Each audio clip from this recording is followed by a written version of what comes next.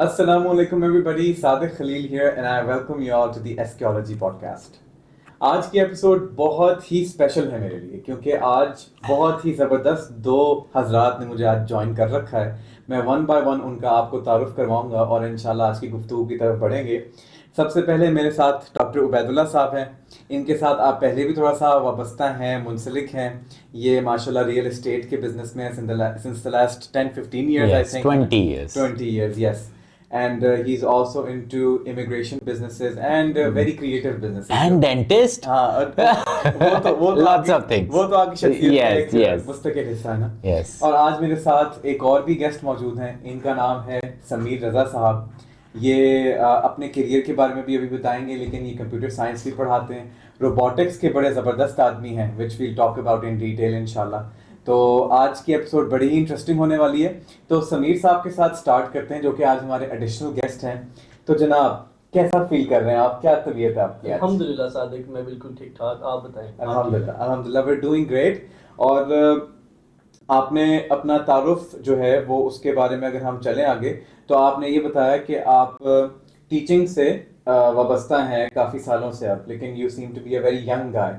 तो क्या मतलब कि कब से ये काम चल रहा है, और जरा give us a little history to that. अच्छा, ये आपने बड़ा ही एक इम्पोर्टेंट सवाल पूछा है। बहुत कम लोग जानते हैं मेरी जर्नी के बारे में सादिक। सबको ऐसा ही लगता है कि एक अभी रिसेंटली ग्रेजुएटेड बंदा। By the way, what's your age? What's your age? I am 25. 25. Okay. Right. सही है। तो सब लोगों को यही लगता है कि अभी रिसेंटली यूनिवर्सिटी गोइंग लड़का पढ़ाना शुरू कर दिया, उसने बस काम शाम कर रहा है।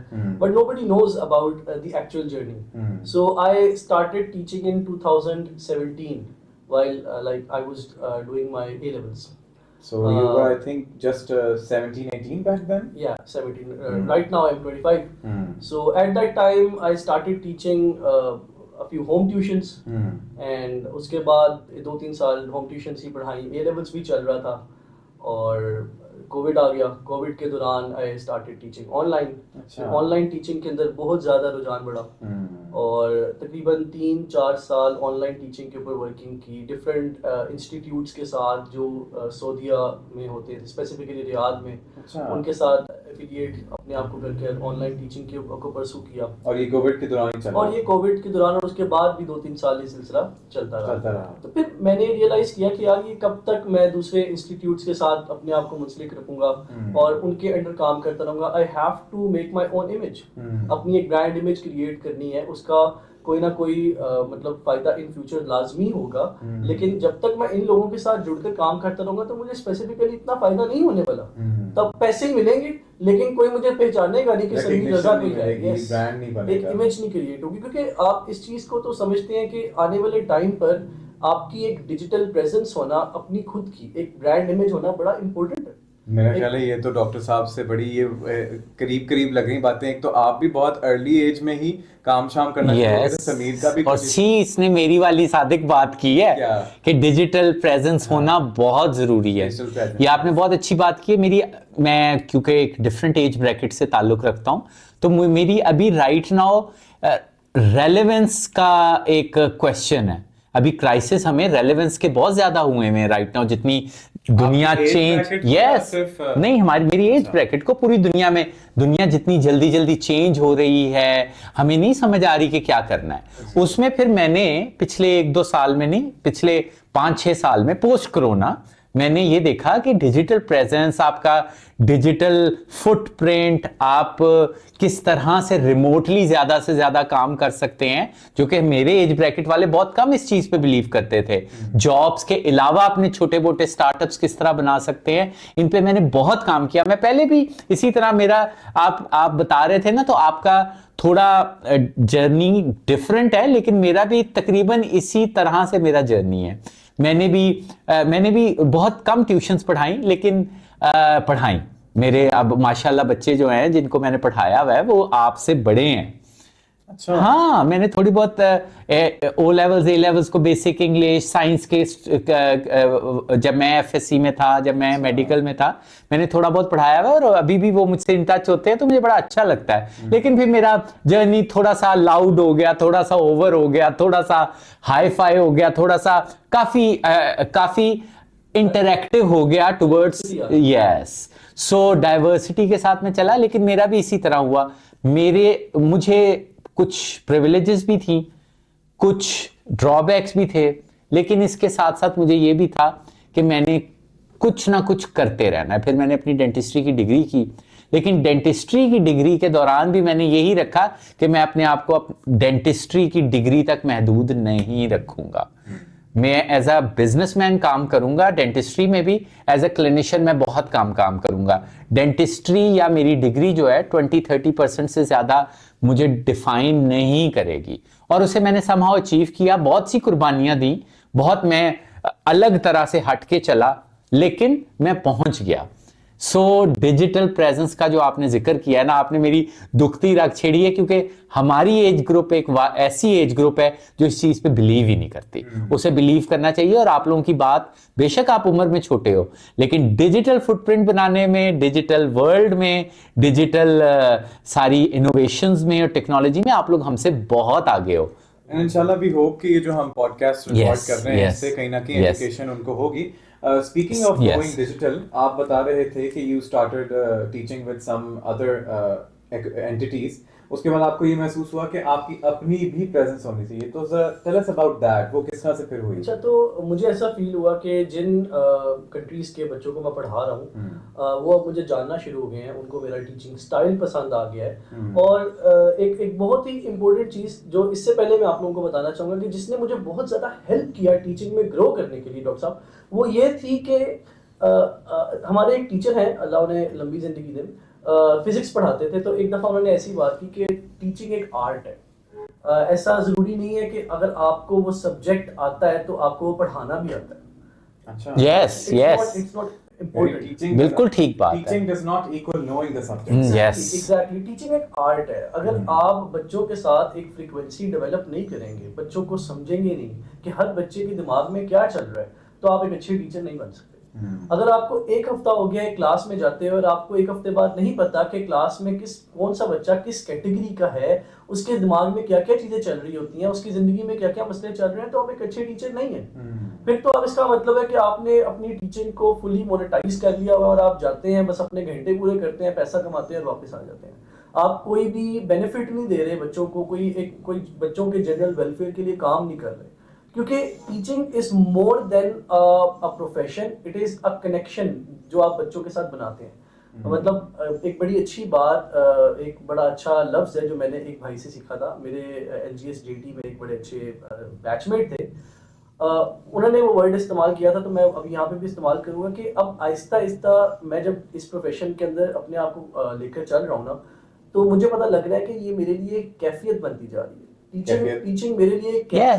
एक आर्टिस्ट बनते जा रहे हैं ना, वो टीचिंग एक आर्ट है और वो अब इसके आर्टिस्ट बनते जा रहे हैं। अब वो उस जोन में जा रहे हैं। It is a very good what should I explanation कि आप जो बात कर रहे हो, आर्टिस्ट, जब हम आर्ट का और आर्टिस्ट का वर्ड यूज करते हैं ना, तो हमारे जहन में बहुत से ऐसे चीजें आती हैं जो कि सब आर्ट को डिफाइन नहीं करती। What is art? आर्ट हमने एक दफा ये पहले भी डिस्कस किया था कि आर्ट किसी भी फन को, जैसे आपने कहा कि एक सब्जेक्ट के आप स्टूडेंट होते हैं, फिर आपको वो आप उसके ऊपर महारत रख लेते हैं, लेकिन जब आप उस सब्जेक्ट के कवानीन, टर्म्स एंड कंडीशंस के साथ खेलने लग जाते हैं ना, तो आप उस सब्जेक्ट के आर्टिस्ट बन जाते हैं। तो आप अब खेलने लग गए हैं ना, अब आप जोन में आ गए हैं उस स्पोर्ट्स में। जब आप प्रैक्टिस कर रहे हैं, आप वार्म अप कर रहे हैं, आप सीख रहे हैं, सारा कुछ कर रहे हैं, तो आप किसी और जोन में होते हैं। जब आप प्लेयर अपने फील्ड में आता है ना, बैटल फील्ड में, तो वो फिर एक जोन में चला जाता है। तो भाई आपको ये लगता है कि आप भी उस कैफियत में आहिस्ता वो आ रहा है ना? बिल्कुल ऐसे ही है भाई Sadiq. Originally I did not wanted to be a teacher. मुझे अच्छी नहीं लगती थी टीचिंग जब स्टार्टिंग में मैंने करनी शुरू की, लेकिन 3-4 साल इस फील्ड में स्पेंड करने के बाद और देखने के बाद कि इसके अंदर कितनी अपॉर्चुनिटी है, बच्चों के साथ किस तरीके से इंटरेक्ट किया जा सकता है, और it's actually like a family कि आप क्लास में 2-3 हफ्ते पढ़ाना शुरू करें, आपको बच्चे अपनी फैमिली लगना शुरू हो जाते हैं। Yes. Have you also felt that कि जब आप टीच कर रहे होते हो तो आपको बच्चों के साथ एक बहुत ही अच्छा और एक मेंटोर वाला और एक इन्फ्लुएंस वाला ताल्लुक बनाने का मौका मिलता है। Exactly, बिल्कुल आप बिल्कुल सही कह रहे हैं कि बच्चों के साथ आपको एक इन्फ्लुएंस भी करते हैं आप बच्चों को, और उनके साथ एक दोस्ताना ताल्लुक भी बनता है। आपको पता चलता है कि इस जनरेशन को एक्चुअली क्या रिक्वायर्ड है। Yes. और बिलीव मी डॉक्टर साहब के उनके पेरेंट्स को भी नहीं पता कि उन बच्चों को क्या। हाँ, ऑफ कोर्स टीचर और मेंटोर का तो यही है ना कि जो सबको ना पता हो वो उसे पता होना चाहिए उसको। इनका एक बड़ा एडवांटेज ये भी कि खुद भी तो यंग ही है ना। यस, लेकिन आपको सही मजा आएगा जब आप मेरी एज में पहुंचेंगे। उस वक्त पता है मुझे अभी क्या मजा आ रहा है? मुझे ये मजा आ रहा है जब लोग मुझे कांटेक्ट करते हैं ना, आज से 20 साल पहले वाले, 25 साल पहले वाले, 22 साल पहले वाले, पता है कि आपने हमें पढ़ाया था। अच्छा। और हम अब ये कर रहे हैं वो कर रहे हैं, तो बहुत खुशी फील होती है। यही मैं हमेशा कहता हूँ ना, यस, आपको हम जो सारी हम लोगों ने थोड़ी बहुत, sorry to use the word in your podcast, क्योंकि हमें एक बताया गया है कि हमने यहाँ पे डिसेंट वर्ड यूज करने हैं। कहीं ना कहीं हम लोगों को जो शर्मिंदगियां हुई हुई होती हैं लाइफ में, अच्छा। जो हम लोगों ने गलतियां की हुई हैं ये वो, तो ये बहुत कंपनसेशन हो जाती है जब इस तरह से आपको लोग दोबारा से इन टच आपको सोशल मीडिया पे होते हैं। मैंने कवर अप किया है ना, सेंसर करके बोला है। हाँ, शर्मिंदगियां का मैं और कुछ बोलने वाला था। मैंने कुछ चीजें ऐसी साड़ी भी थी जो तो बड़ा आपको सुकून मिलता है।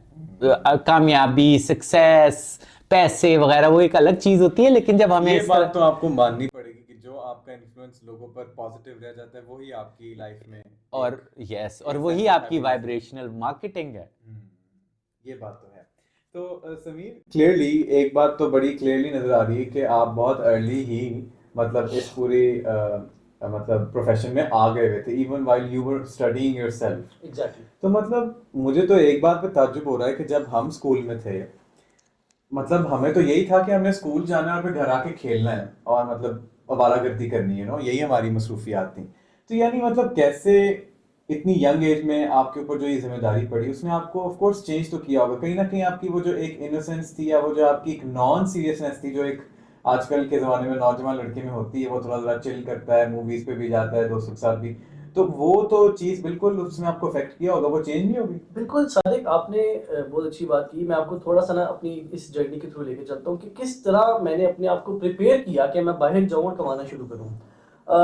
ओरिजिनली मैं एक बहुत ज़्यादा पैम्पर्ड किड था, मतलब मेरे फादर ने बड़े अच्छे, And you've told me that you're the eldest child. I am the eldest child, और मेरे फादर ने मतलब एक टाइम पे अपने बिजनेस को बहुत चलाया और बहुत अच्छा खासा पैसा कमाया। और हमें वो किस लाइन ऑफ बिजनेस में था? He was in women clothing, अच्छा। राइट। तो लेकिन एक ऐसा पॉइंट आया उनके बिजनेस में कि एक अच्छा खासा डाउनफॉल उनको देखना पड़ा। तो वो जो सारे ड्रीम्स और वो जो सारे ख्वाब हमने बचपन से देखे हुए थे कि बाहर जाकर आईवी लीग यूनिवर्सिटी में जाकर पढ़ना है, बाहर से बैचलर्स करना है, उसके बाद फैमिली के लिए और भी बहुत कुछ बाहर रह कर ही अच्छे प्रोफेशन में करना है, माइक्रोसॉफ्ट में जॉब करनी है, बचपन से ऐसे ख्वाब देखे थे। लेकिन एक ऐसा पॉइंट जिंदगी ने दिखा दिया, एक ऐसी हकीकत जो कि बड़ी ही अर्ली एज में मैं कहूँगा मैंने देख ली, जो कि आजकल के नौजवानों को भी देखनी चाहिए।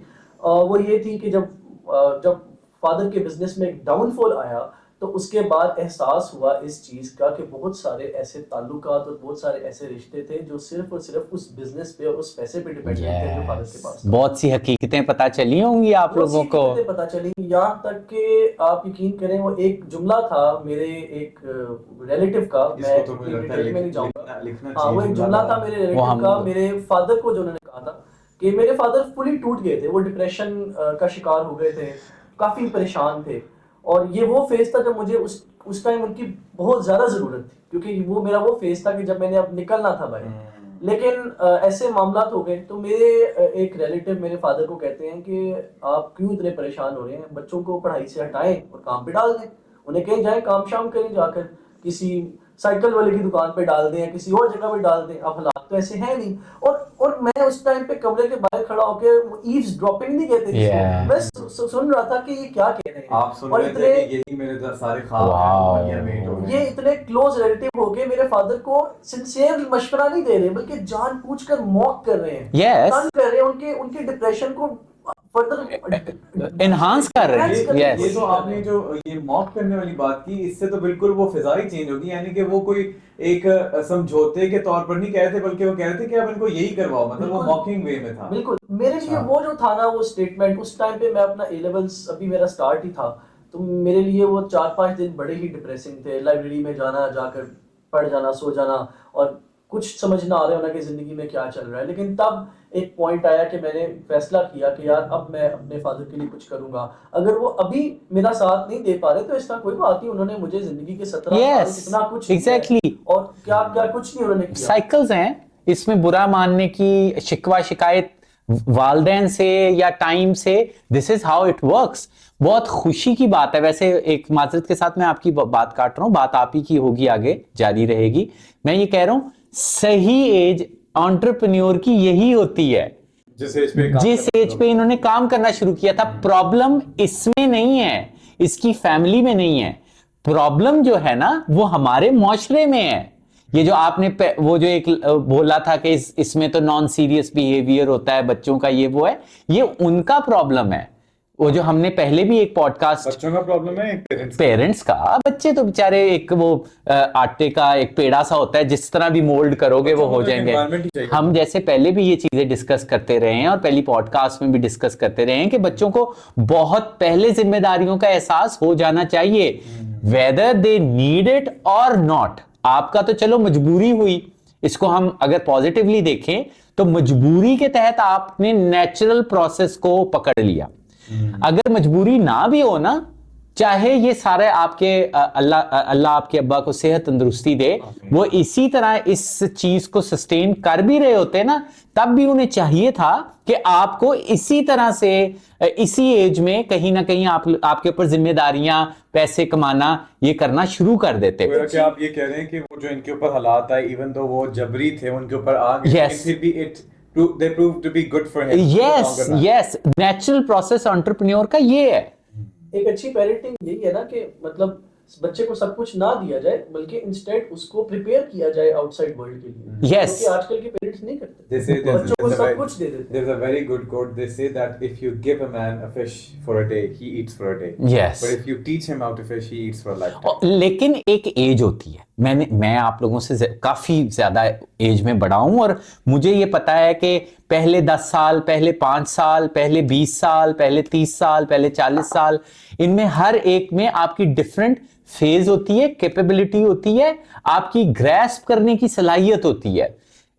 एंटरप्रेन्योर की, बच्चे को जिम्मेदारी डालने की यही एज होती है, 17, 18, 19, 20 साल। मतलब जब मैट्रिक मैक्सिमम होता है, ओ लेवल्स मैक्सिमम होता है, उसके बाद से बच्चे के साथ चाहे आपके हालात जैसे भी हैं, आप अरबपति हैं, करोड़पति हैं या बिल्कुल जीरो पे हैं, आपको अपने बच्चे के साथ ये डिस्कशंस, पैसे कमाने की, उसके ऊपर जिम्मेदारियां डालने की, उसको बताने की कि आपने जिंदगी किस तरह गुजारी है, ये टाइम होता है उसको बाहर निकालने का टाइम होता है, यही सही टाइम होता है। आप वैसे देखोगे ये जो ज्यादा बड़ी बिजनेसमैन फैमिलीज होती हैं, जिनकी जनरेशनल बिजनेसेस होते हैं, बहुत छोटी उम्र में, मेरा ख्याल है कि ओ लेवल्स में या मैट्रिक में उनके बच्चे लंच देने की सूरत में अपने बाबा को, अपने पेरेंट्स को ऑफिस जाना शुरू कर देते हैं, मिलने, स्कूल के बाद ड्रॉप होते हैं वहां पे और वहां से फिर घर आते हैं। उनको आहिस्ता आहिस्ता धंधे की तरफ, दुकानदारी की तरफ, बिजनेस की तरफ, बिजनेस के एथिक्स की तरफ लगाना स्टार्ट हो जाता है। भाई आपने बताया कि आप 2017 से इसमें आ गए हैं, आप we are living in 2025 right now. तो when you look back, how do you feel about this journey? I feel really fortunate, Sadiq. अच्छा, really? मैं fortunate feel करता हूँ, मैं खुशकिस्मत feel। The good thing is कि आप इसको जब भी recall करते तो एक positive feeling है। बिल्कुल, मुझे कभी भी अपने पास्ट को सोच के रिग्रेट नहीं हुआ कि मैं आईवी लीग नहीं गया, मैं बाहर नहीं गया, बल्कि मुझे ऐसा फील होता है कि कुदरत ने मुझे इतनी अपॉर्चुनिटीज दी कि मैं अपने खुद के दोस्तों से बहुत अलग निकला। यस, आप टोटली डिफरेंट बिहेव कर रहे हो और 10 साल के बाद देखना वो 10 साल के एक्सपीरियंस पे खड़े हुए होंगे, ये 20 साल के एक्सपीरियंस पे जिंदगी के खड़ा हुआ होगा। नहीं करें, साधक हैं, हाँ। मेरे पास एक छोटी सी बात है कि आज से 25-30 साल पहले जो हमारे पेरेंट्स का जब दौर चल रहा था, तो उस दौरान डॉक्टर साहब आप तो उसी जनरेशन के हैं, तो आप इस चीज़ का बेहतर जवाब दे सकते हैं कि उस दौरान ऑटोमेटिकली बच्चों को पता था कि 17-18 साल की उम्र में बाहर निकल के कमाना है। यस। आहिस्ता आहिस्ता ये ट्रेंड कम क्यों होता जा रहा है? यार ये मुझे नहीं पता, मुझे ये लगने लग गया हुआ है कि बच्चों के साथ प्यार जो है ना वो ऑब्सेशन की तरफ जाने लग गया है। प्यार ऑब्सेशन बन गया पेरेंट्स का। मुझे समटाइम्स ये फील आ रहा होता है कि आपकी एज और आपसे जो छोटी एज के बच्चे हैं उनके पेरेंट्स जैसे एक टैक्स लेना चाह रहे हैं। वो औलाद उनकी कोई इन्वेस्टमेंट है, उसमें ये वो करते हैं कि उनके साथ एक ऑब्सेसिव सा रिलेशन बना के उनको अपने साथ साथ कि ये कहीं इंडिपेंडेंट ना हो जाएं, ये बाहर ना निकल जाएं। कभी उन्हें डराया जाता है हालात बड़े बुरे हैं, बाहर बहुत फहाशी फैल चुकी हुई है, कभी डराया जाता है कि 2 नंबरी बहुत हो चुकी है। इस तरह बच्चों को कैद किया जाता है एक खास तरह से, पता नहीं अपनी कौन सी सेंस की सेटिस्फेक्शन कर रहे होते हैं। और उसके बाद जब वो बच्चे 30 साल के हो जाते हैं इसी तरह, और वो किसी जोगे नहीं होते, और पेरेंट्स खुद भी बूढ़े हो गए हुए होते हैं, और उनको खुद अब उनमें ताकत और हौसला और उस बच्चे को पालने की इस्तिताअत नहीं रहती ना, तब उन्हें होता है ओहो हमने ये क्या कर दिया। ये हो रहा है। जो आपसे जरा से छोटी उम्र के मेरे जो ज्यादातर दोस्त हैं उनके जो बच्चे हैं वो ज्यादातर 10th में, मैट्रिक में, ओ लेवल्स वगैरह में हैं। वो अभी राइट नाउ ये कर रहे हैं कि उनका एक खास किस्म का ना डर है, बच्चे को बाहर नहीं भेजना, इधर नहीं भेजना, जिम नहीं भेजना, स्पोर्ट्स पे नहीं भेजना, खुद जाना है, साथ साथ उनके रहना है। तो उनके अंदर से पहले आप खुद वो वाली सलाहियत, इंडिपेंडेंस और फ्रीडम की खत्म कर रहे हैं, और फिर जब वो एक्चुअली बिल्कुल आपके दर पे हो जाते हैं कि अब उनकी शादियां भी आप ही ने करनी है, बच्चे भी आप ही ने पालने हैं, तब उन्हें होता है कि ये हमने क्या कर दिया है। तो फिर मतलब ऐसे में आप लोगों को क्या लगता है कि हेल्दी बैलेंस कहां पर है? हेल्दी बैलेंस तो ये है कि भाई आपकी औलाद है, अल्लाह ताला ने आपको औलाद की सूरत में एक बहुत बड़ी ब्लेसिंग दी है। सेहतमंद है तो और डबल ब्लेसिंग है। अगर किसी हैंडीकैप के साथ है इट्स ऑल राइट, कोई बात नहीं। एक हैंडीकैप होता है तो कुदरत बहुत सी और आपकी कंपनसेशन उस बच्चे की पर्सनैलिटीज में कर देती है। तो आप उस बच्चे को प्यार जरूर करें लेकिन उसे कैद ना करें। मैं ये नहीं कह रहा कि आप उसे आजाद छोड़ दें। उसके देखें जी, आपकी तरबियत जो होती है ना वो जिंदगी में उनके साथ एंड तक जाती है, आप माने ना माने। बच्चे जो मर्जी है कर लें, एंड में वो जो बच्चों को तरबियत दी हुई होती है ना उधर जाते ही जाते हैं। सो आप उन बच्चों को इंडिपेंडेंट कर दें, अपनी तरबियत पे कॉन्फिडेंट रहें कि नहीं जी हमारी तरबियत में ऐसा कोई मसला नहीं है। लेकिन सही एज जो है ना वो बहुत छोटी एज है, जिस एज में ये और मैं और आप भी बहुत जल्दी बाहर, यस ये भी अब 5 साल से तो मेरे इर्द गिर्द भी फिर रहा है काम सीखते हुए और इधर उधर खज्जल खराब होते हुए, ये वो हाँ एक्सपेरिमेंटेशन इसने भी की है। और वैसे एक बात बताऊं, उसका बहुत फायदा होता है। आप बहुत सारी चीजों को प्रूनिंग समझते होंगे कि जी हम कुछ ब्रांचेस को हम फिल्टर कर दें कि ये चीज जो है ये फालतू की है, इसे निकाल दें। वो आप लोगों का बहुत तेज हो चुका हुआ होता है। हाँ। इसका भी ये भी जब अब यूनिवर्सिटी के जो अब बच्चे बाहर निकले हैं ना, जो इसके साथ निकले हैं बैच फेलोज, आप देख लेना 2-3 सालों में आप जिस तरह अपने आप को बिल्कुल आप ज्यादा एक्सपीरियंस समझते हो अपने कंटेम्परेरी से, ये भी समझने लग जाएगा। इसका एक्स्ट्रा एक्सपीरियंस है और वही सही टाइम था जब इसके हमारी खुशकिस्मती रही, आपकी मजबूरी रही, किसी का कुछ भी रहा, लेकिन हम एक जगह पे मुश्तरक हैं कि सही टाइम पे हम बाहर निकल गए। ये बड़ा अच्छा रहा तुम्हारे साथ। ये समीर ये एक बहुत अच्छा, हर चीज में से पॉजिटिव भी देखना चाहिए ना। आपके नो डाउट हालात बहुत बुरे रहे, आप बहुत मुश्किल से आपने अपनी जिंदगी को देखा, बहुत तल्ख हकीकतों को बहुत करीब से देखा, but at the same time natural process के तहत जिस टाइम पे बच्चों को बाहर निकलना चाहिए ना, आप निकल गए। हमारा प्रॉब्लम ये है कि हमारे इर्द गिर्द नेचुरल और नॉर्मल वो है जो पूरी दुनिया के लिए अब नॉर्मल है। पाकिस्तान यस, ये कोई तुक नहीं बनती कि बच्चे को यूनिवर्सिटी के बाद भी 10 साल अपने साथ बांध के फिर उसे कहना कि जा हुन तू अपनी जिंदगी विच आजाद है और कमा, जब वो 35 साल का हो चुका है। ये सही एज थी जब कहना। देखें ना, बच्चे को मास्टर्स करते करते 26-27 साल होते हैं। यस यार उससे ना एक मैं शिकवा करना चाहता हूँ, ये पाकिस्तानी घरानों में बड़ा मसला है। अब वो मास्टर्स करके आया है, वो अब बच्चा तो नहीं, वो पाई है। वो पाई भी नहीं है, वो मर्द है, पूरा जना है। उससे डरना चाहिए। लेकिन अक्सर मसला क्या है, मसला क्या है, जब ये पाकिस्तानी मदर्स उस आदमी के लिए, बच्चा नहीं, आदमी के लिए रिश्ता देख रहे होते तो कहते हैं कि बच्चे ने मास्टर्स किया। उनके लिए यही ऑब्सेशन हो जाता है ना, उन्हें कंट्रोल करने का। वो सिर्फ मदर्स नहीं, फादर्स भी, ये दोनों ही ये ना इनके एक डिल्यूजन में होते हैं कि ये बच्चे अभी भी वही फीडर वाले हैं। ये गलत चीज है, ये बहुत, ये आप उन, और फिर एक ये तो है, और एक और भी मैंने माजरत के साथ पेरेंट्स की चीज देखी है, कहीं ना कहीं वो समझते हैं कि बच्चे, हमारी औलाद जो है ये हमारी इन्वेस्टमेंट है, अब ये सारी जिंदगी हमारे साथ साथ रहे। भाई इन्वेस्टमेंट समझ लो कि फाइनेंशियल है, उन्हें बाहर निकालो, वो कमाएं, वो इंडिपेंडेंट हो, अपने फैसले खुद करें। और एक और, आई डोंट नो, हालात हमारे ऐसे हैं जिसकी वजह से हमारे पेरेंट्स डर गए हुए हैं, ये वो है। लेकिन एक चीज, बच्चों को थोड़ा सा गलती का मार्जिन दें, कोई बात नहीं, इट्स ऑल राइट, हम हैं ना, पेरेंट्स मौजूद हैं ना बचाने को।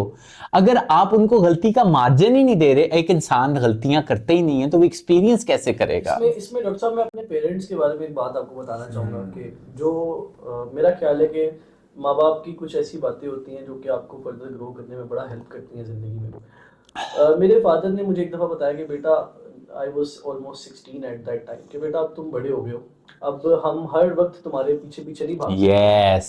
तो अब तुमने हर अच्छी और बुरी चीज का फैसला खुद करना है कि तुम्हारे लिए अच्छा क्या और बुरा क्या। yes. और कभी भी कुछ ऐसा ना करना कि जिसमें हमें अपना सर झुकाना। ये दिस इज, हाँ देखो, अब यहाँ पे इसका एनालिसिस करते हैं इस सारे सीन का। ये जो है, इनके अब्बा ने जो बात की है, इंटरनेशनली ये नॉर्मल है। इस एज में बच्चे को इंडिपेंडेंट करने के लिए ये वाली स्पीचेस करनी चाहिए बच्चे के सामने। लेकिन जब हम अभी ही अपने सोशियो इकोनॉमिक स्टेटस के लोगों में, आपके अब्बा निकलेंगे ना, की कर छड़िया, बाहर नहीं वेख्या की होंदा पिया है, चरसा बेचन लग जाएगा, शराबा बेचन लग जाएगा, जुआ खेडन लग जाएगा, फ्रॉड करेगा, तू ना भेज एनू वापस बुला लै, ये इस तरह की उन्हें बातें सुनने को मिली होंगी कि ये क्या कर रहे हो, अपने बच्चों को इतनी जल्दी बाहर भेज दिया है, ये तो भाग जाएंगे। उन्होंने नहीं ऐसा किया। ये असल प्यार होता है। वो वाला प्यार जो है वो मुझे थोड़ा सा खुद गर्जाना लगता है। और आपको लगता है कि ये जो आपके वालिद साहब ने आपको ट्रस्ट में लिया, ये गुफ्तगू की, it gave you the confidence to actually do the right thing and exactly Sadiq, असल में होता ये था कि अगर आप देखें, we are not perfect, तो कभी कभार कोई ना कोई गलत काम हो भी जाता था। तो कभी कभार जब भी कोई गलत काम होता था ना, तो मेरे father was the first one to hear about. Yes. मतलब मैं वापस जाता था, and he wouldn't overreact to that. देखो वो सुनो, I wouldn't even fear. हाँ, उनको बताता था। अब मैं इसको एनालिसिस करता हूँ। इसका एनालिसिस ये है कि बच्चे को, पहली बात है कि आप अपने बहुत क्लोज रखेंगे ना, as a friend, as a companion, as a बेटा, जिस भी कैपेसिटी में बहुत क्लोज रखेंगे, तो उसका क्या गेज है कि कितना क्लोज रखना है, कि सबसे पहले अगर कोई उसके साथ मसला हो जाए, उसके से कोई गलती हो जाए, तो वो आपको आके बताए। ज्यादातर आप मसले देखो, आपकी यूनिवर्सिटी कॉलेज में लड़के लड़कियां कोई गलती करते हैं ना, तो वो गलती होती है, ठीक है ना, वो गलती इरिवर्सिबल डैमेज या ट्रॉमे में उसी वक्त बदलती है जब उसे किसी को बताया नहीं जाता। वो अपने टीचर को नहीं बताते, मेंटोर को नहीं बताते, बड़े भाइयों को नहीं बताते, अम्मी अब्बू को नहीं बताते। तो वो जो गलती है, जो कहीं ना कहीं पहले अगर पता चल जाती बड़ों को तो ठीक हो सकती थी, वो एक इरिवर्सिबल डैमेज की तरफ चली जाती है। अगर हम उनके लिए वो सेफ एनवायरनमेंट नहीं क्रिएट करें, तो we are setting them up for yes, ये सेफ एनवायरनमेंट उन्हें प्रोवाइड करना है बच्चों को, कि वो गलती करके सबसे पहले आपको आके बताएंगे कि ये चवल बज गई, sorry to use the word, ये चवल बज गई।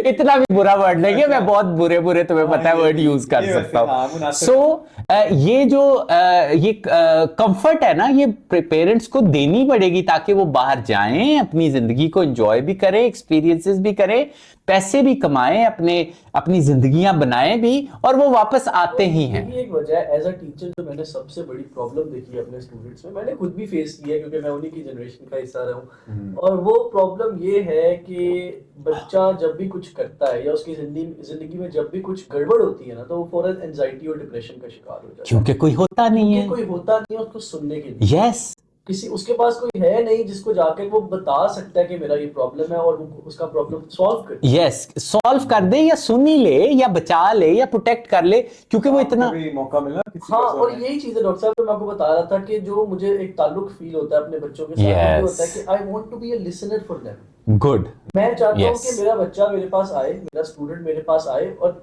रेंट कर ले। ठीक है, मेरे पास आके वो रेंट कर ले, मेरे ऊपर रेंट कर ले, मुझे बताए अपनी जिंदगी के मसले, जिंदगी की प्रॉब्लम्स, और मैं उसके लिए वहां पे हूँ, उसको समझाने के लिए, उसको कंफर्ट करने के लिए। जाहिर सी बात है, क्या पता मैं उसकी जिंदगी के मसले सॉल्व ना कर सकूं, लेकिन बीइंग अ लिसनर भी बहुत बड़ी बात है। आपका बोझ हल्का हो जाता है, बच्चा बड़ा अच्छा फील करता है। ये वैसे मुझे ये वाली बात आपकी ना बड़ी जबरदस्त है, I think so many teachers don't do this. और मतलब मैं भी इस प्रैक्टिस को अब अपनी टीचिंग में भी जब मैंने अपनाना शुरू किया ना, कि मैंने बच्चों के लिए थोड़ा टाइम निकाला, उनकी बातें सुनी, तो ऑनेस्टली इट वर्क्स वंडर्स। यानी बच्चे इतना आपके साथ मुतमईन हो जाते हैं, आपकी बात का वजन बढ़ जाता है, वो अपना काम टाइम पर करना शुरू हो जाते हैं। तो ये बड़ी जबरदस्त। अच्छा, वैसे माजत थोड़ा सा ये मसला मसाइल मेरे साथ है। मुझे लोग आप दोनों की पर्सनैलिटी में देख रहा हूँ, माशाल्लाह से बहुत अच्छी है, और बहुत अच्छी बात है कि ऐसी ही होनी चाहिए। नहीं, वो वाली पर्सनैलिटी नहीं, इस तरह की पर्सनैलिटी आप दोनों, मुझे बड़ी खुशी होती है। आई डोंट नो 20 साल बाद, 25 साल बाद आप लोग किस तरह के होंगे, अल्लाह करे इसी तरह से हों आप लोग। लेकिन आपसे इंस्पायर होकर मैंने भी और सारा कुछ ना करना, मैंने भी कितनी 80% तो तुम्हें चीजें बताई भी नहीं है मैंने। सो ये मुझे बड़ी खुशी होती है कि आप दोनों की पर्सनैलिटीज आप लोगों की एक्चुअली ऐसी हैं कि लोगों का दिल करता है, बच्चों का दिल करता होगा कि आपके पास बैठे और आपको अपने प्रॉब्लम्स बताएं, अपनी जिंदगी के बारे में बताएं, अपना स्केड्यूल बताएं। ये बहुत अच्छी क्वालिटी है। आप लोगों को लगेगा कई जगहों पे आप फ्रस्ट्रेट हो गए कि मेरे पीछे पए ने बच्चे और ये वो, ऐसे मत करना। और खासतौर पे इट्स अ ब्लेसिंग। समीर को तो रेस्टोरेंट्स का भी बड़ा शौक है, तो अगर आप इसके साथ कभी जाएंगे ना कहीं बाहर, तो ये आपको बड़ा जबरदस्त गाइड भी करेगा। अच्छा, हाँ, बड़ा ये इसके जो मेन्यू इसको जो पता होता है और जिन जगहों पे ही लेके जाता है, तो बंदा कहता है कि हाँ यार, वो जो हमने प्राइस तय की थी ना कि भाई आज हमने मिसाल के तौर पे 1500 में जो है ना VIP, हाँ, तो बस इसको कह दो कि यार ये जो खाने का शौक है ना, ये भी सादिक से ही असल में मुझे आप दोनों बड़े फूडी हो, अच्छी बात है, और आप लोगों को मजा उस वक्त आएगा।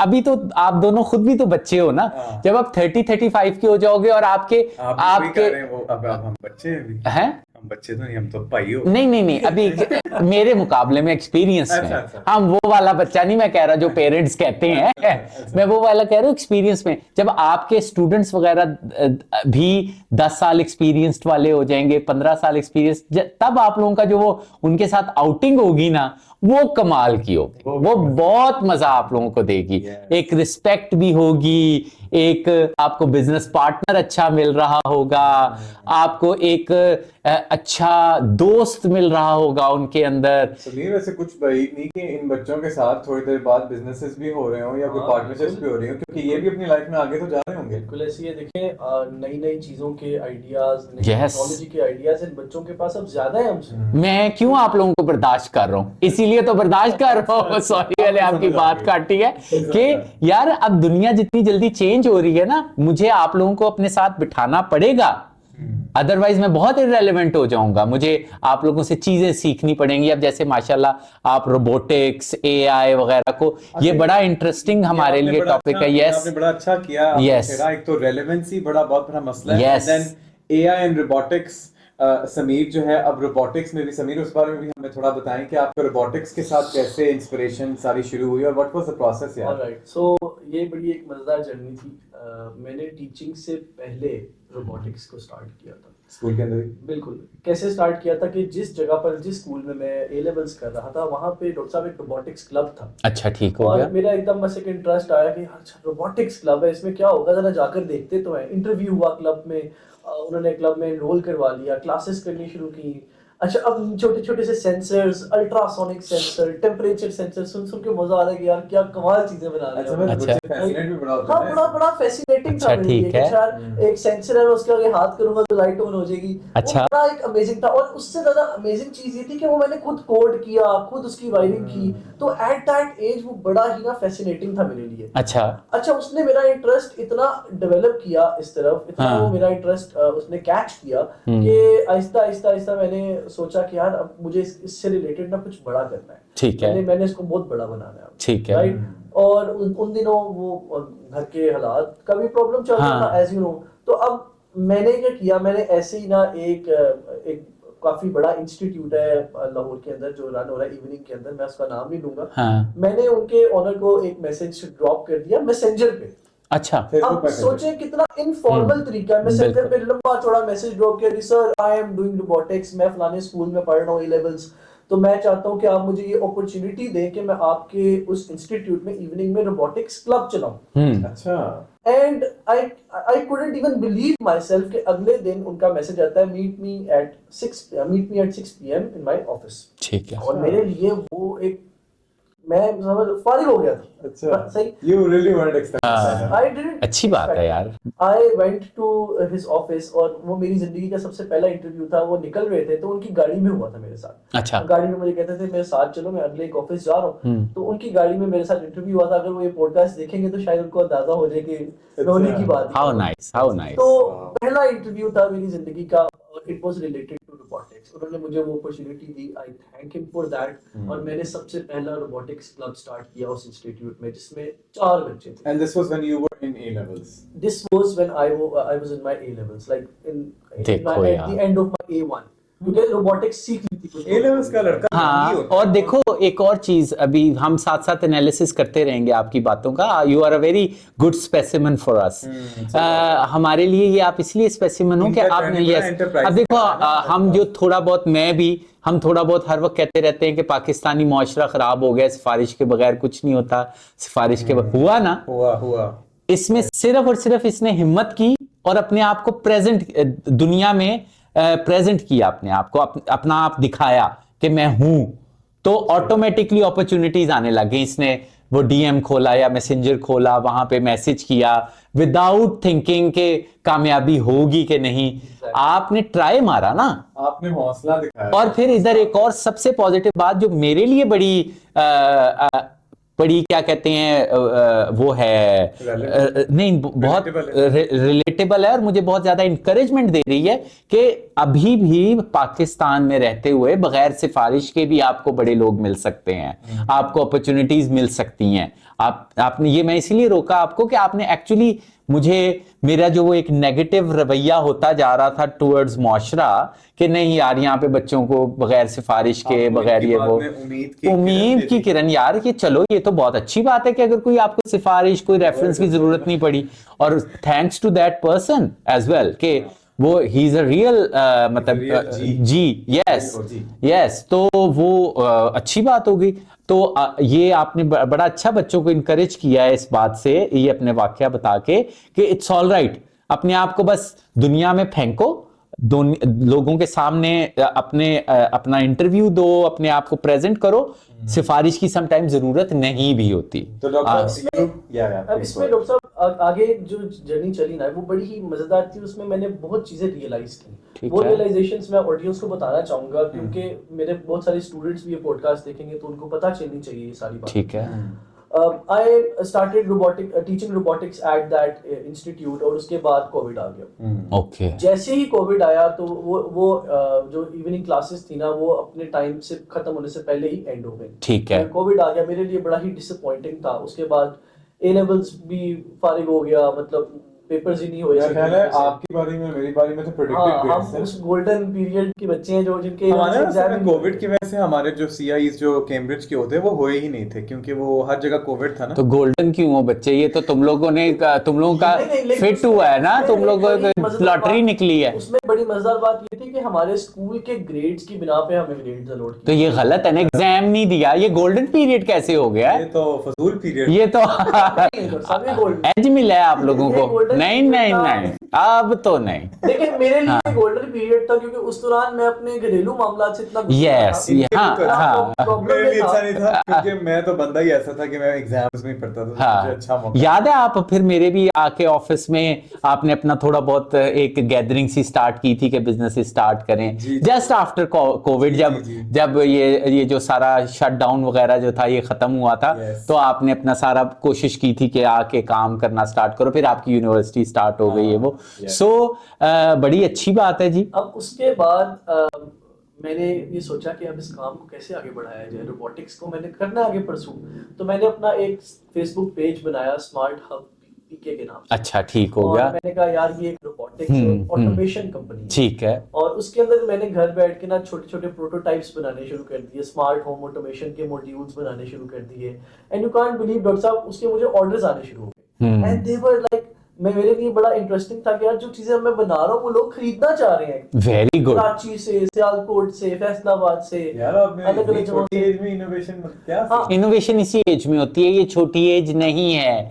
नहीं, रिलेटिवली है ना, मतलब सैडली हम पाकिस्तान में इस तरह का रुझान नहीं देखते ना, जो मतलब समीर वो एक्साइटमेंट का वो लेवल शायद आप अभी भी नोट कर रहे होंगे जब मैं ये बात। बड़ी अच्छी बात है, मैं मुझे बहुत खुशी हो रही है यार। ऐसे ऐसे स्विचेस बनाने जो टच से चलने, वाईफाई कंट्रोल्ड चीजें बनानी है। आपका कॉन्फिडेंस भी बड़ा बूस्ट हुआ, एक्साइटमेंट है। कोविड के अंदर हमें मौका मिला कि हम डिसइंफेक्शन गेटवेज बना के लोगों को दें, हाई क्वालिटी, और रोबोटिक्स इंटीग्रेट करके उसके अंदर सेंसर्स। आपने देखा होगा वो गेट ऐसे होते थे जिसके अंदर जाते थे तो सेंसर डिटेक्ट करता था मोशन और ऑटोमेटिकली बंदे पे स्प्रे करता था। अच्छा, वो सेंसर्स बना के भेजे काफी जगहों पर। अच्छा, तो आप देखें कि एक स्कूल में एक रोबोटिक्स क्लब ज्वाइन किया और वो कहाँ तक मुझे अगले 2-3 साल उसने मुझे बेनिफिट देना शुरू कर दिया। ठीक है। फिर उसके बाद जब कोविड का मामला थोड़ा सा खत्म होना शुरू हो गया और यूनिवर्सिटी भी ऑलमोस्ट उस टाइम तक 1-1.5 साल गुजर चुका हुआ था यूनिवर्सिटी को भी, क्योंकि पहला साल तो हमारा यूनिवर्सिटी का ऑनलाइन ही गुजरा। ठीक है। इतना ज्यादा यूनिवर्सिटी में फिजिकल ज्वाइनिंग नहीं थी क्योंकि कोविड चल रहा था। तो मेरे ध्यान में एक आइडिया है कि यार स्कूल लेवल पे रोबोटिक्स है ही नहीं, मिडिल स्कूल ओ लेवल्स तक रोबोटिक्स है ही नहीं। सिर्फ ए लेवल्स में भी सिर्फ चंद 1-2 स्कूल्स हैं जो रोबोटिक्स बच्चों को पढ़ा रहे हैं। ठीक है। ये तो यार बड़ी अच्छी फील्ड है, मुझे इसने इतना बेनिफिट दिया मेरी जिंदगी में, मुझे फाइनेंशियली भी बहुत हेल्प किया और मुझे एक स्किल डेवलप की मेरे अंदर जिसने मुझे उस दौर में बेनिफिट दिया जिस दौर में लोग सिर्फ किताबी कीड़े बने होते हैं। ठीक है। तो मैंने सोचा कि यार क्यों ना मैं स्कूल लेवल पर जाके रोबोटिक्स को इंट्रोड्यूस कराऊं। तो स्मार्ट हब के नाम से ही मैंने प्रपोजल बनाया और बनाकर अपना जो मेरा खुद का ओ लेवल का स्कूल था, LGS की एक ब्रांच थी, वहां जाकर मैंने ये प्रपोजल दिया। वहाँ की प्रिंसिपल ने वो प्रपोजल एक्सेप्ट किया और मैंने वहाँ पे एज अ रोबोटिक्स टीचर पढ़ाना शुरू कर दिया।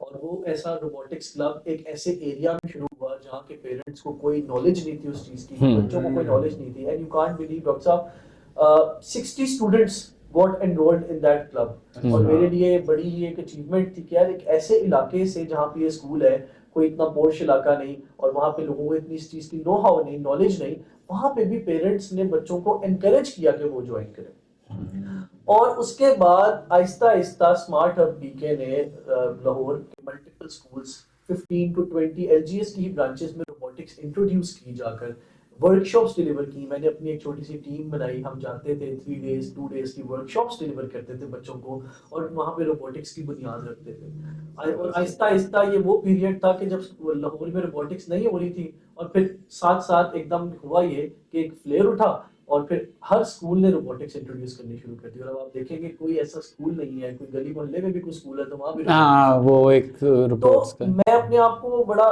फॉर्चुनेट इसलिए समझता हूँ क्योंकि मैंने इस चीज को उस टाइम पे इंट्रोड्यूस करवाया जब कोई भी नहीं इसको इंट्रोड्यूस किया था। शुरू में और भी लोग होंगे, और भी लोग होंगे, लेकिन I can say I was one of the first people जिन्होंने पाकिस्तान में स्कूल लेवल के ऊपर रोबोटिक्स को इंट्रोड्यूस करना शुरू किया। यस, वो बहुत अच्छी बात है। हम आई एम फीलिंग लकी कि आप जैसे बच्चों के साथ में बैठा हुआ हूँ और मुझे बड़ी खुशी हो रही है, मुझे एकदम फखर सा अपने ऊपर फील हुआ है कि देखो मैंने ये सबको इकट्ठा बैठा हूँ यार। सीन है खुशी का वो लेवल वो होता है जब एक ग्रेड 6 का बच्चा, हम ग्रेड 6 में तो हमें कुछ नहीं पता था सारे, ग्रेड 6 का बच्चा ऑटोमेटिक डोर लॉक बना रहा है, कार्ड लॉकिंग सिस्टम्स बना रहा है, ड्रोन्स बना रहा है, स्पाइडर रोबोट्स बना रहा है, और वो उनकी कोडिंग भी खुद कर रहा है, उनको डिजाइन भी खुद से कर रहा है, 3D प्रिंट कर रहा है उनको। ये एक बहुत बड़ी अचीवमेंट है ग्रेड 6, ग्रेड 7, ग्रेड 8 के बच्चों के लिए, जो कि हर स्कूल अब आहिस्ता आहिस्ता इंट्रोड्यूस अब कर रहा है। तो मुझे लगता है कि ये बच्चों के बड़े ही फायदे में है ये। अगर स्टूडेंट की सेहत और उसकी साइकोलॉजी के एतबार से देखें ना, जब वो इतनी छोटी उम्र में ये सब कुछ बिल्ड करे, उसका कॉन्फिडेंस कितना इंक्रीज होगा, मतलब उसकी सेल्फ एस्टीम बहुत बढ़ जाएगी।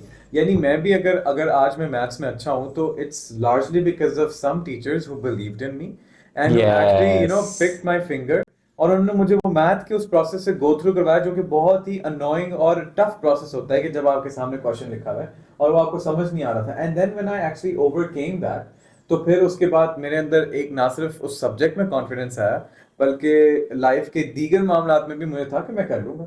हाँ, सो मेंटर्स, टीचर्स, पेरेंट्स आपकी जिंदगी को या बना देते हैं या बिगाड़ भी देते हैं। सो ये बड़ा जरूरी है। और समीर, मुझे बड़ी खुशी एकदम फील हुई है कि आपने जिस तरह से हमें ये रोबोटिक्स के बारे में बताया है, और किस तरह से आप फाउंडिंग मेंबर हो बहुत सी जगहों पे, एटलीस्ट हमारे शहर में। सो ये बड़ी खुशी की बात है यार, I am really proud of you. But इसमें सिर्फ और सिर्फ एक बात याद रखना कि जब आप 15 साल 20 साल बाद जब मेरी एज तक पहुंचोगे, तो बहुत सी चीजें लोग भूल चुके हुए होंगे। This is how it works. इसमें शिकायत करने वाली बात नहीं है, इसमें कोई परेशान होने वाली बात नहीं है, सैड होने वाली बात नहीं है, और ना ही मैं कोई हर वक्त पॉजिटिव पिक्चर दिखाता हूं लोगों को। हमें नेगेटिव पिक्चर भी, अगर आप मेरे से पूछोगे ना कि मैंने इतना कुछ किया सारी जिंदगी में, इतनी जल्दी जल्दी ये सारी आपने माशाल्लाह अपनी अचीवमेंट्स बताई जो कि बड़ी जबरदस्त हैं। सो आपने इतनी छोटी उम्र में ये सब कुछ किया, लेकिन मैं आपको ये बताऊंगा कि फ्यूचर में 5 साल बाद, 10 साल बाद, स्पेशली 20-25 साल बाद, जब आप अपने 50s में होगे, 40s में होगे, 60s में होगे, उस टाइम पे बहुत कम लोग होंगे जिन्हें ये चीजें याद रहेंगी। आपकी क्या याद रहेंगी? थोड़ी चीजें, नेगेटिव चीजें भी याद रहेंगी, लेकिन एक चीज जरूर करना, ट्राई जरूर करना। ये सारा कुछ आपने किया है, अगले 5-10 साल बाद ये प्लान करो कि आपके पास एक्चुअली जो एक इंस्टाग्रामेबल या रेलेवेंट डेफिनेशन ऑफ सक्सेस है ना, वो भी मौजूद हो। ये बड़ा पैसे, अच्छा पैसे तो वो खुद ही तो कह रहे हैं कि फाइनेंशियली वायबल भी था। वो बहुत अच्छी बात है, लेकिन आप मेरी बात समझने की कोशिश करो। जो भी आपको, चलो इस तरह से मैं समझाने की कोशिश करता हूं कि आपने किसी को डीएम किया, उन्होंने आपको बुलाया, वॉज ही मतलब कि एक आम फहम के लिहाज से, एक आम डेफिनेशन के लिहाज से अमीर और सक्सेसफुल आदमी था। एग्जैक्टली आप भी इस चीज को अचीव करने की कोशिश करना। कल को कोई मुझे भी डीएम कर सके, आप यही करना, लेकिन आप भी सक्सेसफुल और अमीर होने की कोशिश जरूर करना कि आपके अपने इंस्टीट्यूट्स हों, आपके अपने एंटरप्राइजेस हों, आपके अपने बिजनेसेस हों, जहां पे आप उस तरह से लोगों को डील करो पॉजिटिवली जिस तरह आपको दुनिया ने डील किया। और कई जगहों पे आपको नेगेटिवली भी डील किया गया होगा, ऐसी बात नहीं कि हर चीज आपके साथ अच्छी हुई होगी कई जगहों पे, और आप वैसा बिहेव ना करो उन जगहों पे जैसा आपके साथ लोगों ने बिहेव किया। आप समझ रहे हो ना? तो जो हम अपने इस कॉज में, मैं ये समझता हूं कई लोगों को इससे एतराज होगा कि मैं इतनी छोटी उम्र के बच्चों को ये बात क्यों कर रहा हूं। कई बच्चे जो हैं वो अपने इस कॉज में इतने जज्बाती हो जाते हैं कि वो वाला जो मेन एलिमेंट है ना, जिससे आप वाकई चेंजेस ला सकते हो, उसको भूल जाते हैं। यानी पैसे को, सक्सेस को, कोई ऐसे बड़े इंस्टीट्यूट्स को जहां पे आप जैसे दूसरे बच्चे बगैर सिफारिश के, जैसे ये कहीं गए हैं, वो भी जाए। आप समझ रहे हो?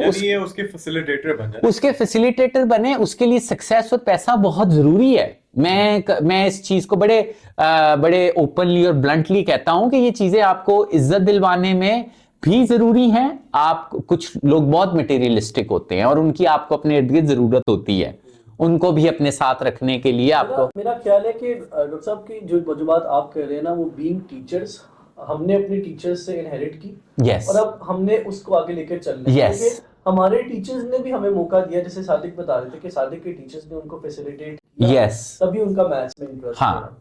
मुझे मेरे अपने बहुत सारे टीचर्स ने और कुछ इंस्टीट्यूट्स के जो हेड्स हैं उन्होंने फैसिलिटेट किया, तो मैं आज ये सारी चीजें कर पा रहा हूं। हाँ. तो नेक्स्ट अगले 10-15 साल बाद now I have to become someone else. Yes, अब आप वो वाले एक अच्छे टीचर बन चुके हो, अब आपको वो वाला बिजनेसमैन बनना है जिसने एक बच्चे को, चाहे उसकी नीयत ये थी कि उसका बिजनेस बहुत अच्छा चलेगा, उसकी ब्रांड को बहुत फायदा होगा, कोई बात नहीं, एटलीस्ट उसने आपको मौका तो दिया ना बगैर सिफारिश के। ये वही वाली बात होगी ना, वो जो आप मुझे अक्सर कहते हैं कि हमने लीडर्स जो है हमेशा बिल्ड करते रहने। यस, ये हमारा डिफॉल्ट होगा। यस, ये मेरा डिफॉल्ट ये है कि मैं खुद मेरी सक्सेस ये है कि मैं अपने इर्द गिर्द सक्सेसफुल बंदे पैदा करूं। मैं अपने आप को लीडर उस वक्त समझूंगा जब आप लोगों को मैं लीडर बना सकूंगा, यू नो। तो आपने जज्बात की राह में इतना नहीं बहना कि इसको बिल्कुल ही आप लोग मतलब कि ये समझो कि ये आपने मतलब अब सिर्फ यही करते रहना है, आगे बढ़ना है। अच्छा डॉक्टर साहब, आप जो है किताबों का बहुत शौक रखते हैं, आप एक एविड रीडर हैं, you know about the current trends, all the things that are going on. और समीर, आप you are somebody who has experienced robotics, not only from an academic point of view, बल्कि आपने रोबोट्स बिल्ड किए हैं और आपको उस डेप्थ में पता है जिस तरह के एक लेमैन को नहीं पता होगा, आपको ज्यादा डेप्थ में पता है। तो आप दोनों हजरात को क्या लगता है जो एआई का एडवेंट है, when we join that with robotics, हम इंसानों के लिए बहैसियत मजमूई कोई इसमें प्रॉब्लम्स दरपेश हैं जो जिनको हम अभी नहीं डिस्कस कर रहे, कोई इस तरह की चीजें आ रही हैं हमारे सामने? ओवर टू यू, सबसे पहले आप स्पेशलिस्ट हो, आप स्टार्ट करो। ठीक है, मतलब आप ये कहना चाह रहे हैं कि आने वाले टाइम पे कुछ ऐसी प्रॉब्लम्स जो एआई और रोबोटिक्स से हमें इम्पैक्ट कर सकती हैं, जिनको अभी तक हम लोग अच्छे तरीके से डिटेल में डिस्कस नहीं कर रहे या इग्नोर कर रहे हैं, वो क्या हो सकता है? हाँ, क्योंकि एआई के ऊपर तो हम बात करते रहते हैं, काफी लोग करते हैं, लेकिन आपसे हम ये चाह रहे हैं कि आप अगर कोई रोबोटिक्स के एतबार से उसको, इसके फवाइद या खतरात जो हमारी तरफ मुतवज्जे हैं, उसके ऊपर थोड़ा सा बताएं। देखिए भाई सादिक, आपकी और मेरी हमेशा से एक बहस रही है इसके ऊपर कि एआई वो बहस की तरह बता दें सबको और एक एआई और रोबोटिक्स किस तरह इम्पैक्ट करेगी। सादिक का ये मानना है कि हमें कुछ ऐसा करना चाहिए कि एआई खत्म होनी शुरू हो जाए दुनिया से, एक पॉइंट पे आके। डेंजरस। सादक ये क्या है, ये वाला फैक्टर के अगले को खत्म करना, ये मैंने पहली तो अच्छा सॉरी ये एक डेवास्टेटिंग चीज हो सकती है इन फ्यूचर। अच्छा ठीक है, 50 साल बाद, ओके, 100 साल बाद भी, लेट्स से, ठीक है। मेरा ये कहना है कि ऐसा मुमकिन नहीं है। एआई या रोबोटिक्स या टेक्नोलॉजी में जो एडवांसमेंट्स हो रही हैं वो हम नहीं खत्म कर सकते आने वाले टाइम तक भी, लेकिन उसका जो इम्पैक्ट है वो कैसे ठीक हो सकता है। हम मजाक में अक्सर एक बात करते हैं जो मुझे एक्चुअली आई मीन इट, कि यार अगर you have to fight against bad AI, build a good AI. ठीक है, बुरे एआई को खत्म करने के लिए अच्छा एआई बना। That's good. वीक एआई, एक स्ट्रॉन्ग एआई है तुम्हारे पास, तुम उससे ज्यादा स्ट्रॉन्ग एआई बना लो। You work in that field, become the master of that field. AI की लड़ाई करो, सही है। ये मैं कहने वाला था कि वो भी खत्म करने के चक्रों में है, तुम एआई से एआई को खत्म करने के चक्रों में हो, तुम लोग तखरीबकार हो। देखिए इसके एग्जांपल देते हैं, इसकी एग्जांपल है कि दुनिया में अच्छे लोग भी हैं और बुरे लोग भी हैं।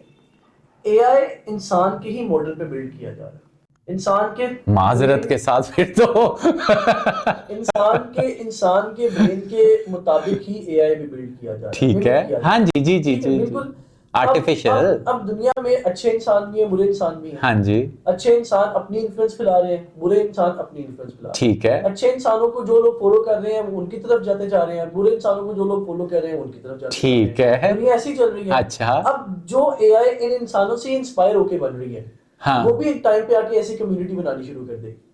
अब एक अच्छा एआई अच्छे लोगों को अपनी तरफ लेकर आएगा, वो अच्छी बातें लोगों को कन्वे करेगा, अच्छी डायरेक्शन में लोगों को मतलब पुश करेगा। ये उस एआई की चाल तो नहीं होगी पहले वो अच्छा बन रहा है और फिर बाद में बुरा एआई वो होगा जो कि लोगों को गलत तरफ लेके जा रहा होगा। अब जैसे कि आपने कहा कि एक अच्छा एआई चाल तो नहीं, बुरा एआई अच्छा एआई बन के चाल तो नहीं चल रहा, तो इंसान भी कुछ ऐसे होते हैं। तो अब ये यानी कि हम यहाँ पे इस पॉइंट पे पहुंचे हैं जिस पॉइंट पे मैं भी हूं कि ये कहीं ना कहीं होमोसेपियंस या ह्यूमन बीइंग्स के साथ साथ एक पैरेलल एक स्पीशीज तैयार हो रही है। इसका इंसानों का मुकाबला एक्चुअली इस तरह से डिस्कशन मैंने पिछले अपनी जिंदगी में कभी नहीं सुनी। आप समझ रहे हो, ये सिर्फ मैं एआई के साथ ही सुन रहा हूं। पहले मैं तो टेक्निकल लोगों के साथ ही रहा, मेरे ग्रैंड पेरेंट्स, मेरे पेरेंट्स, मेरे घर वाले, ये सारे ही इंजीनियर्स रहे, बहुत बड़े बड़े लेवल के इंजीनियर्स दुनिया में बने।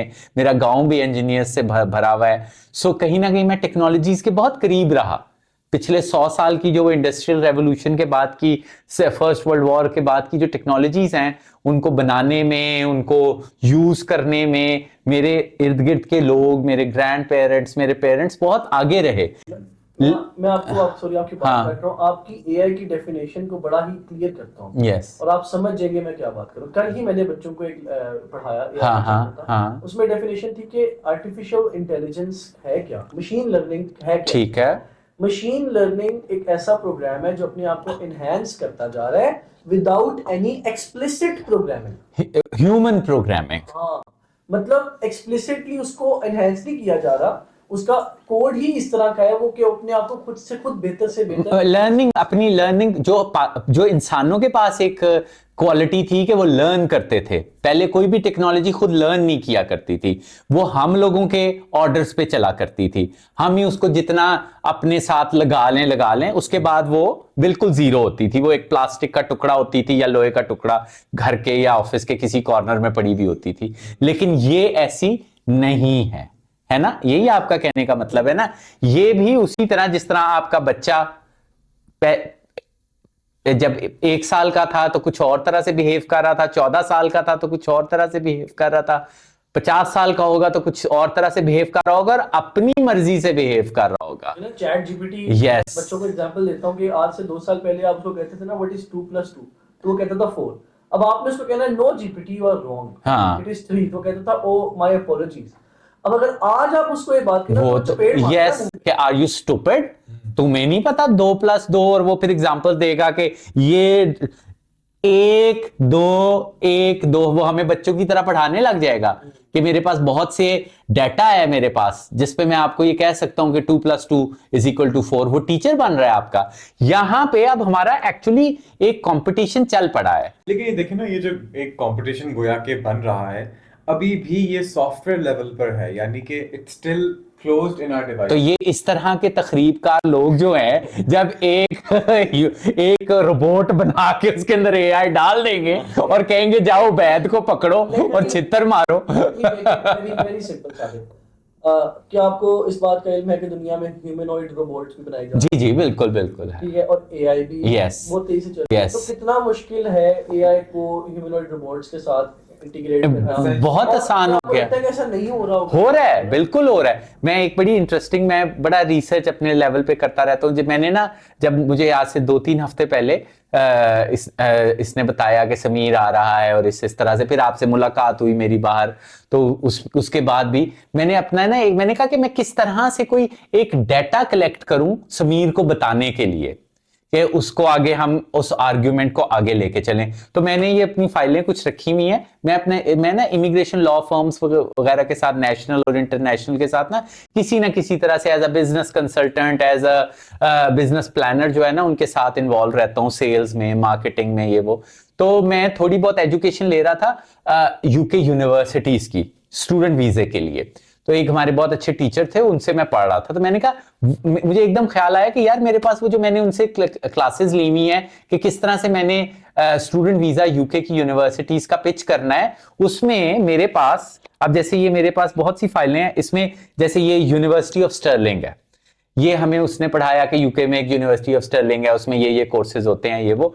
और उसने हमें सारे कोर्सेज बताए, सिर्फ इसी यूनिवर्सिटी के लिए नहीं, तकरीबन यूके की 20 से 30 यूनिवर्सिटीज में क्या क्या कोर्सेज हो रहे हैं। वो 300-400 सब्जेक्ट्स हैं जो हो रहे हैं।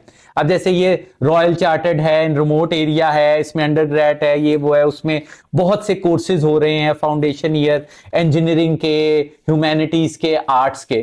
तो मैंने उन सारे कोर्सेज को देखने की कोशिश की कि ये कोर्सेज क्या हैं, जो भी हैं। आपने जैसे कंप्यूटर साइंसेस का हो गया, और ऑटोमेशन का हो गया, मैकाट्रॉनिक्स का हो गया जो आपसे रिलेटेड है, रोबोटिक्स का हो गया, आर्ट्स का हो गया, परफॉर्मिंग आर्ट्स का हो गया। नहीं, मकसद क्या था इसको देखने? मैं आपको बताता हूं, हर सब्जेक्ट के साथ मेरी नॉलेज अबाउट एआई जो है वो ज्यादा प्रोफेशनल लेवल की नहीं है, सिर्फ जितनी मुझे नॉलेज मैंने इधर उधर से पकड़ के हासिल की है वो की है। हर सब्जेक्ट का राइट नाउ एआई वर्जन मौजूद है, हर सब्जेक्ट का। यस, इंसान की जरूरत ही नहीं है। आप समझ रहे हो मैं क्या थीसिस बनाने की कोशिश कर रहा हूं? आप ये जो ये जुमला कह रहे हैं, यस, इसके बाद मैं कैसे उनको खत्म ना करूं? हर सब्जेक्ट, तकरीबन 300 से 400 सब्जेक्ट्स के मेरे पास 20 यूनिवर्सिटीज के कोर्सेज पढ़े हुए हैं, और हर एक सब्जेक्ट के साथ मैंने उनमें से 300-400 तो नहीं, 50-60 को देखा होगा सब्जेक्ट्स को। मैं तो फिर डर के मैंने कहा कि इतना ही मुझे, मेरी रिसर्च काफी है। तो देखें ना, अब ये देखें, एक तरफ रोबोट है जिसके अंदर एक एहसास नहीं है, एक तरफ इंसान है जो कि मैं बिलीव करता हूँ कि इंट्रिंसिकली वैल्यूएबल है। तो मैं अब कैसे इंसानियत का साथ ना दूं? भाई सादिक देखें, टॉम क्रूज ने खत्म कर पाया तो आप भी नहीं कर पाएंगे। ये इसके बात पीछे का एक ठीक है। बैकग्राउंड है। रिसेंटली टॉम क्रूज की एक मूवी रिलीज हुई थी, मिशन इम्पॉसिबल का 7th part seventh अच्छा, नहीं मुझे नहीं आइडिया। अब मिशन इम्पॉसिबल के 7th पार्ट में डॉक्टर साहब उन्होंने ये बड़ी इंपॉर्टेंट चीज दिखाई कि एक एआई प्रोग्राम है जो हाँ। कि इतना इम्प्रूव होते इतना इम्प्रूव हो गया कि जो उसके मेकर्स थे, जो डेवलपर्स थे, हाँ। वो भी उसके स्लेव्स बन गए। ओ, अब उस प्रोग्राम का नाम है सही कह रहे एंटिटी। हैं। अच्छा, ठीक है, अब एंटिटी क्या कर रही है? एंटिटी हर जगह, ठीक है। एंटिटी जितने भी डिजिटल सिग्नल्स हैं उनको इंटरफेयर कर सकती है। अभी हम यहाँ पे बात कर रहे हैं, एंटिटी इसको सुन सकती है। एंटिटी, लेट्स सपोज मैंने अपने कान में कोई माइक्रोफोन लगाया हुआ है, मूवी में दिखाया जी टॉम क्रूज ने माइक्रोफोन लगाया हुआ है और उसका एक आईटी वाला दोस्त है जो उसको गाइड कर रहा है पाथ। अब आईटी वाला दोस्त कह रहा है लेफ्ट बोलो, एंटिटी सिग्नल को इंटरफेयर करके राइट उसको सुनवा रही है और वो राइट बोली जा रही है। ओ तेरा, इस पूरी मूवी में उन्होंने दिखाया कि किस तरीके से एंटिटी सब कुछ बदल रही है। फिर उन्होंने दिखाया कि अब वो बेबस हो गए। यस, तो उन्होंने क्या किया, उन्होंने अपने आप को एक ऐसे रूम में बंद कर लिया जिसमें कोई डिजिटल चीज है ही नहीं, ठीक है, एनालॉग कर लिया। ओके, ठीक है। इसमें एक और नई बात मैं करूंगा, लेकिन उससे हमारी डिस्कशन में एक और चीज का इजाफा हो जाएगा। फिर नहीं, करें चली जाएगी करें। कि मैं अक्सर बात सोचता हूँ, कहते हैं ना कि जो अगली वर्ल्ड वॉर होगी वो इतनी एडवांस नहीं होगी। सुनते हैं हम बुक्स में पढ़ते हैं कि वो सिर्फ स्वॉर्ड्स और इस घोड़ों हाँ, पत्थरों से। और मुझे ऐसा लगता है कि वो ट्रांजिशन बंदे का दिमाग सोचता है ना कि यार टेक्नोलॉजी जैसे बेहतर से बेहतर होती जा रही है, तो ऐसा कैसे होगा कि वर्ल्ड वॉर उस तरह की जाएगी। सोचता है बंदा। तो मुझे ऐसा लगता है कि उस टाइम तक कि एआई और ये वेपन्स, एआई रिलेटेड वेपन्स इतने स्ट्रॉन्ग हो गए होंगे कि वॉर पॉसिबल ही नहीं हो पा रही होगी। हाँ, ऑफ तो कोर्स। फिर एक पॉइंट आएगा कि लोग अपने आप को एनालॉग की तरफ शिफ्ट करना शुरू कर देंगे। यहाँ तक कि व्हीकल्स में बैठ के भी, टैंक्स में बैठ के भी वो लोग नहीं फाइट कर पा रहे क्योंकि एआई उसको भी कंट्रोल करना शुरू, मिसाइल्स नहीं मार पाएंगे क्योंकि एआई उसको भी कंट्रोल करेगा। जिस तरह के भी जो वेपन्स होंगे एआई उसको कंट्रोल करना शुरू कर देगा। तो फिर उनके पास एक आखिरी तरीका यही होगा कि वो हर चीज को एनालॉग करते हैं, जैसे कि उस मूवी में दिखाया गया हुआ है। तो बाय मेकिंग इट एनालॉग वो बेसिकली एआई के से बच सकेंगे, वो एआई से बच सकेंगे। लेट्स सपोज हम इस रूम को फुली एनालॉग करते हैं तो हमारी बातें वो मैं समझ रहा हूं, यानी कि राइट नाउ हम लोगों को वो ही खतरा है, माजरत के साथ, जो दुनिया को इंसानों से खतरा है। कैसे? इंसान भी तो बहुत ज्यादा डिस्ट्रक्शन करता है ना पूरे प्लेनेट में। राइट नाउ अगर कोई एक स्पीशीज या एक टाइप ऑफ एंटिटी मौजूद है जो डिस्ट्रक्शन कर रही है, जो माहौल को गंदा कर रही है, जो जंगें कर रही है, जो कत्लो गारत कर रही है, वो इंसान है। और दूसरी, चाहे वो दरख्त हैं, चाहे वो जानवर हैं, चाहे वो नेचुरल रिसोर्सेज हैं, दुनिया, वो लोग, वो चीजें हमसे बचती फिर रही हैं। इसमें ये इंसान ही है जो एआई को डिस्ट्रक्शन की, जी ऑफ कोर्स। तो देखो, ये पावर गेम जो होती है ना, वो एक जगह पे आके आउट ऑफ कंट्रोल इसी तरह होती है ना। जंगें आउट ऑफ कंट्रोल होती थी क्योंकि वो एक ह्यूमन की जो वो पावर के साथ एक लोथसम अट्रैक्शन है ना, कि हम पावर हासिल करनी है, वो एक जगह पे आके आपके अक्ल को थोड़ा सा वो कर देती है, माउफ कर देती है, वो फिर आउट ऑफ कंट्रोल हो जाती है। तो इसी तरह अब एआई भी एक खास किस्म का एक वेपन है जो कि इंसान यूज तो कर रहे हैं, लेकिन अभी हमें ये जहन में रखना चाहिए ये वो वाला वेपन है जो एक दिन हम लोगों के को भी मारेगा, हम लोगों के खिलाफ खुद लड़ने लग जाएगा। तो क्या उस दिन ऐसा तो नहीं हो जाएगा कि इंसान सारे मुत्तहिद हो जाएंगे इसके? आप ये कहना चाह रहे हैं हम सांप पाल रहे हैं? हम हल्के हल्के सांप पाल रहे होते हैं। नहीं देखो, हम अपनी ताकत, पावर और पैसे के नशे में हल्के हल्के आस्तीन के सांप पाल रहे होते हैं। एंड में अगर उनका डाउनफॉल जो है वो आपने हिस्ट्री में हमेशा ये सुना हुआ होगा, आसपास वाले लोगों ने ही उसका वो रीजन बने, यू नो। सो एआई जो है अभी राइट नाउ, हम चलो इस तरफ आते हैं, हम तो वो बहुत आपने सही कहा था दूसरी तरफ निकल जाएंगे। वो एक अच्छा ये हमारा एक एक्सट्रीम ऑफ वो आया कि क्या क्या हो सकता है फिल्मी हद तक। लेकिन ये है कि ये अभी मैंने इससे क्या खतरा मुझे फील हुआ, ये खतरा फील हुआ कि ये जो अभी स्किल्ड वर्कर्स जॉब्स जो हैं, स्किल्ड जॉब्स, टेक्निकल जॉब्स, ये जो जॉब का वर्ड है ना, ये कहीं ना कहीं हमें अपनी आने वाली नस्लों में से निकालना पड़ेगा कि आप जॉब को परस्यू ना करें। वैसे ही जॉब एक बड़ा क्वेश्चनेबल चीज होती है अपने बच्चे को या अपने स्टूडेंट को ये कहना कि तुमने सारी जिंदगी जॉब करनी है, कॉर्पोरेट स्लेवरी करनी है, ये सारा कुछ करना है। आप हाँ ये कह सकते हैं भी मजबूर हैं, जरूर करें, पैसे सेव करके अपना बिजनेस स्टार्ट करना है जरूर करें, लेकिन जॉब करने के लिए अपने बच्चों को या स्टूडेंट्स को मत पैदा करें। अपने स्टूडेंट्स को बताएं एंटरप्रेन्योरशिप्स का, बिजनेसेस का, इनोवेटिव आइडियाज का, ताकि वो नई टेक्नोलॉजीज पैदा करें, बिजनेसेस पैदा करें। तो अभी राइट नाउ जो अशद जरूरत है, मतलब कि अभी डू और डाई वाली सिचुएशन जो है ना, वो है कि बच्चों को सिखाया जाए कि अपने एंटरप्राइजेस बनाओ। जो भी आप कह रहे हो कि एआई को पॉजिटिवली यूज करें, नेगेटिवली यूज करें, जिस तरह भी हमने यूज करना है, उसके लिए हमें एक बिजनेस की टीम बनानी पड़ेगी, एक इनोवेटिव आइडिया लाना पड़ेगा, उससे हमें एक एंटरप्रेन्योरशिप स्टार्ट करनी पड़ेगी। मैं भी रिसेंटली देखा था एक प्लेटफॉर्म है NAS के नाम से। हाँ बिल्कुल। अब NAS ने क्या बनाया, nas.io करके एक वेबसाइट बनाई है जो कि AI रिलेटेड है। उसने दुनिया भर से तकरीबन 15-20 टीनेजर बच्चों को इकट्ठा किया और उनको कहा कि मेरे लिए AI प्लेटफॉर्म्स के ऊपर काम करो। उन लोगों ने AI प्लेटफॉर्म्स के ऊपर काम किया और एक ऐसा एट प्लेटफॉर्म बनाया है nas.io के नाम से, जो कि अपॉर्चुनिटीज देता है लोगों को उनके आइडियाज को बिजनेस में कन्वर्ट करने में। See this is how it works.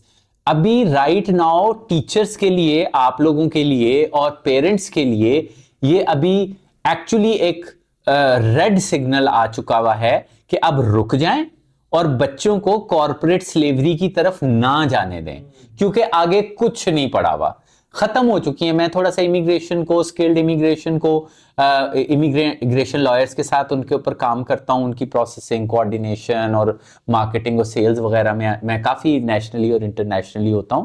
तो मुझे ये आइडिया हुआ है कि जॉब्स खत्म हो रही हैं, जॉब जो वे कोड्स होते हैं वो खत्म होते जा रहे हैं, वो एआई की वजह से खत्म होते जा रहे हैं। हाँ, एंटरप्रेन्योर्स को, बिजनेसेस को, एंटरप्रेन्योर बच्चों को, इनोवेटिव माइंड्स को बहुत ज्यादा इंपॉर्टेंस दी जा रही है। वो इसलिए नहीं दी जा रही कि वो बिजनेस स्टार्ट करें, इसलिए अब दी जा रही है क्योंकि अब जॉब्स है ही नहीं। आप single member, single human company बना सकते हैं। अभी राइट नाउ आपने अगर एक कंपनी बनानी होती है तो आपको एक अकाउंटेंट चाहिए होता है, एक असिस्टेंट चाहिए होता है, एक फ्रंट डेस्क ऑपरेटर चाहिए होता है जो क्लाइंट से अपॉइंटमेंट्स ले, ये सारा कहीं ना कहीं चैट बॉट से, डिफरेंट तरह के एआईज वगैरह, ये अभी बहुत अच्छे तरीके से काम कर रहे हैं। अभी सिंगल मेंबर कंपनी बहुत अच्छे तरीके से काम करना स्टार्ट कर चुकी हुई है। यू नेवर नो कि 5 साल बाद 10 साल बाद क्या हो, तो इसीलिए बच्चों को अब जॉब से हटाएं। जॉब एक्चुअली पहले भी हमें, आपको पता है, हम लोग अक्सर ये डिस्कस करते हैं, जॉब की तरफ बच्चों को लगाना, कॉर्पोरेट स्लेवरी की तरफ लगाना, ये कोई अच्छी चीज नहीं है। मेरे पास एक बहुत रेडी टू वर्क सॉल्यूशन है जो मैंने कुछ स्कूल्स को प्रपोज भी किया है। I am working on it इंशाल्लाह। Okay, let me tell it you guys, क्योंकि मैं चाहता तो मैं ये ना बताता ये आप, मैं यही सोच रहा था कि मैं आपको कहूं कि अगर वो सेल नहीं हुआ आइडिया या पेटेंट नहीं हुआ, बस थोड़ा सा आप बताइएगा, इतना बताइएगा कि चोरी ना हो। देखिए डॉक्टर साहब, वो चोरी भी क्या होने वाली बात है, जब दुनिया में जिस चीज से खैर फैलेगी ना, वो काम तो मैं चाहूंगा कि हो जाए। लेकिन हमें कुछ आइडियाज को बेच के पैसे भी कमाने चाहिए। मैं यही बात कर रहा था, समझ आई? ये कोई ऐसी चीज नहीं है जो सोची जा ना सके। अच्छा ठीक है, तो हम इसको इतना नहीं करेंगे। बेसिक सी चीज ये है कि बच्चों को स्कूल्स में रोबोटिक्स करवानी शुरू कर दी गई है। ठीक है, एआई पढ़ानी शुरू कर दी गई ठीक है, मशीन लर्निंग भी सीख रहे हैं, प्रोग्रामिंग भी सीख रहे हैं, ग्रेड 5, 6, 7 के बच्चे, 8 तक के बच्चे। ठीक है, रोबोटिक्स को करिकुलम का हिस्सा बना दिया जाए। हाँ बिल्कुल, ये तो स्टेप नंबर 1। यस, कि ग्रेड 1 से लेकर ग्रेड 8 तक बच्चा रोबोटिक्स कर रहा है। बेसिक ठीक है। लेवल से लेकर 8 साल बच्चा रोबोटिक्स करेगा। ठीक है। एआई भी सीखेगा, मशीन लर्निंग एक चीज।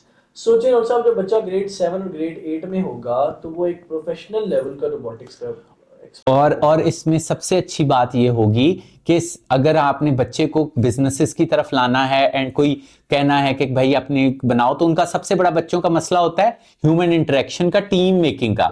टीम बिल्डिंग तो वो खुद ही कर लेंगे, वो एआई के थ्रू टीम बिल्डिंग अपनी खुद ही कर लेंगे, उन्हें इंसानों तक जाने की जरूरत ही नहीं पड़ेगी। स्टेप नंबर 2 क्या है कि ग्रेड 7 और 8 में उन बच्चों को कहा जाए कि अपनी नॉलेज और अपनी एक्सपर्टीज को यूज करके कोई आइडिया सोचे। स्कूल ही बच्चों को एक कमरा दे जो कि उनका इंक्यूबेशन सेंटर हो। Yes, let's suppose LGS incubation centre, yes, incubation centre. बिल्कुल।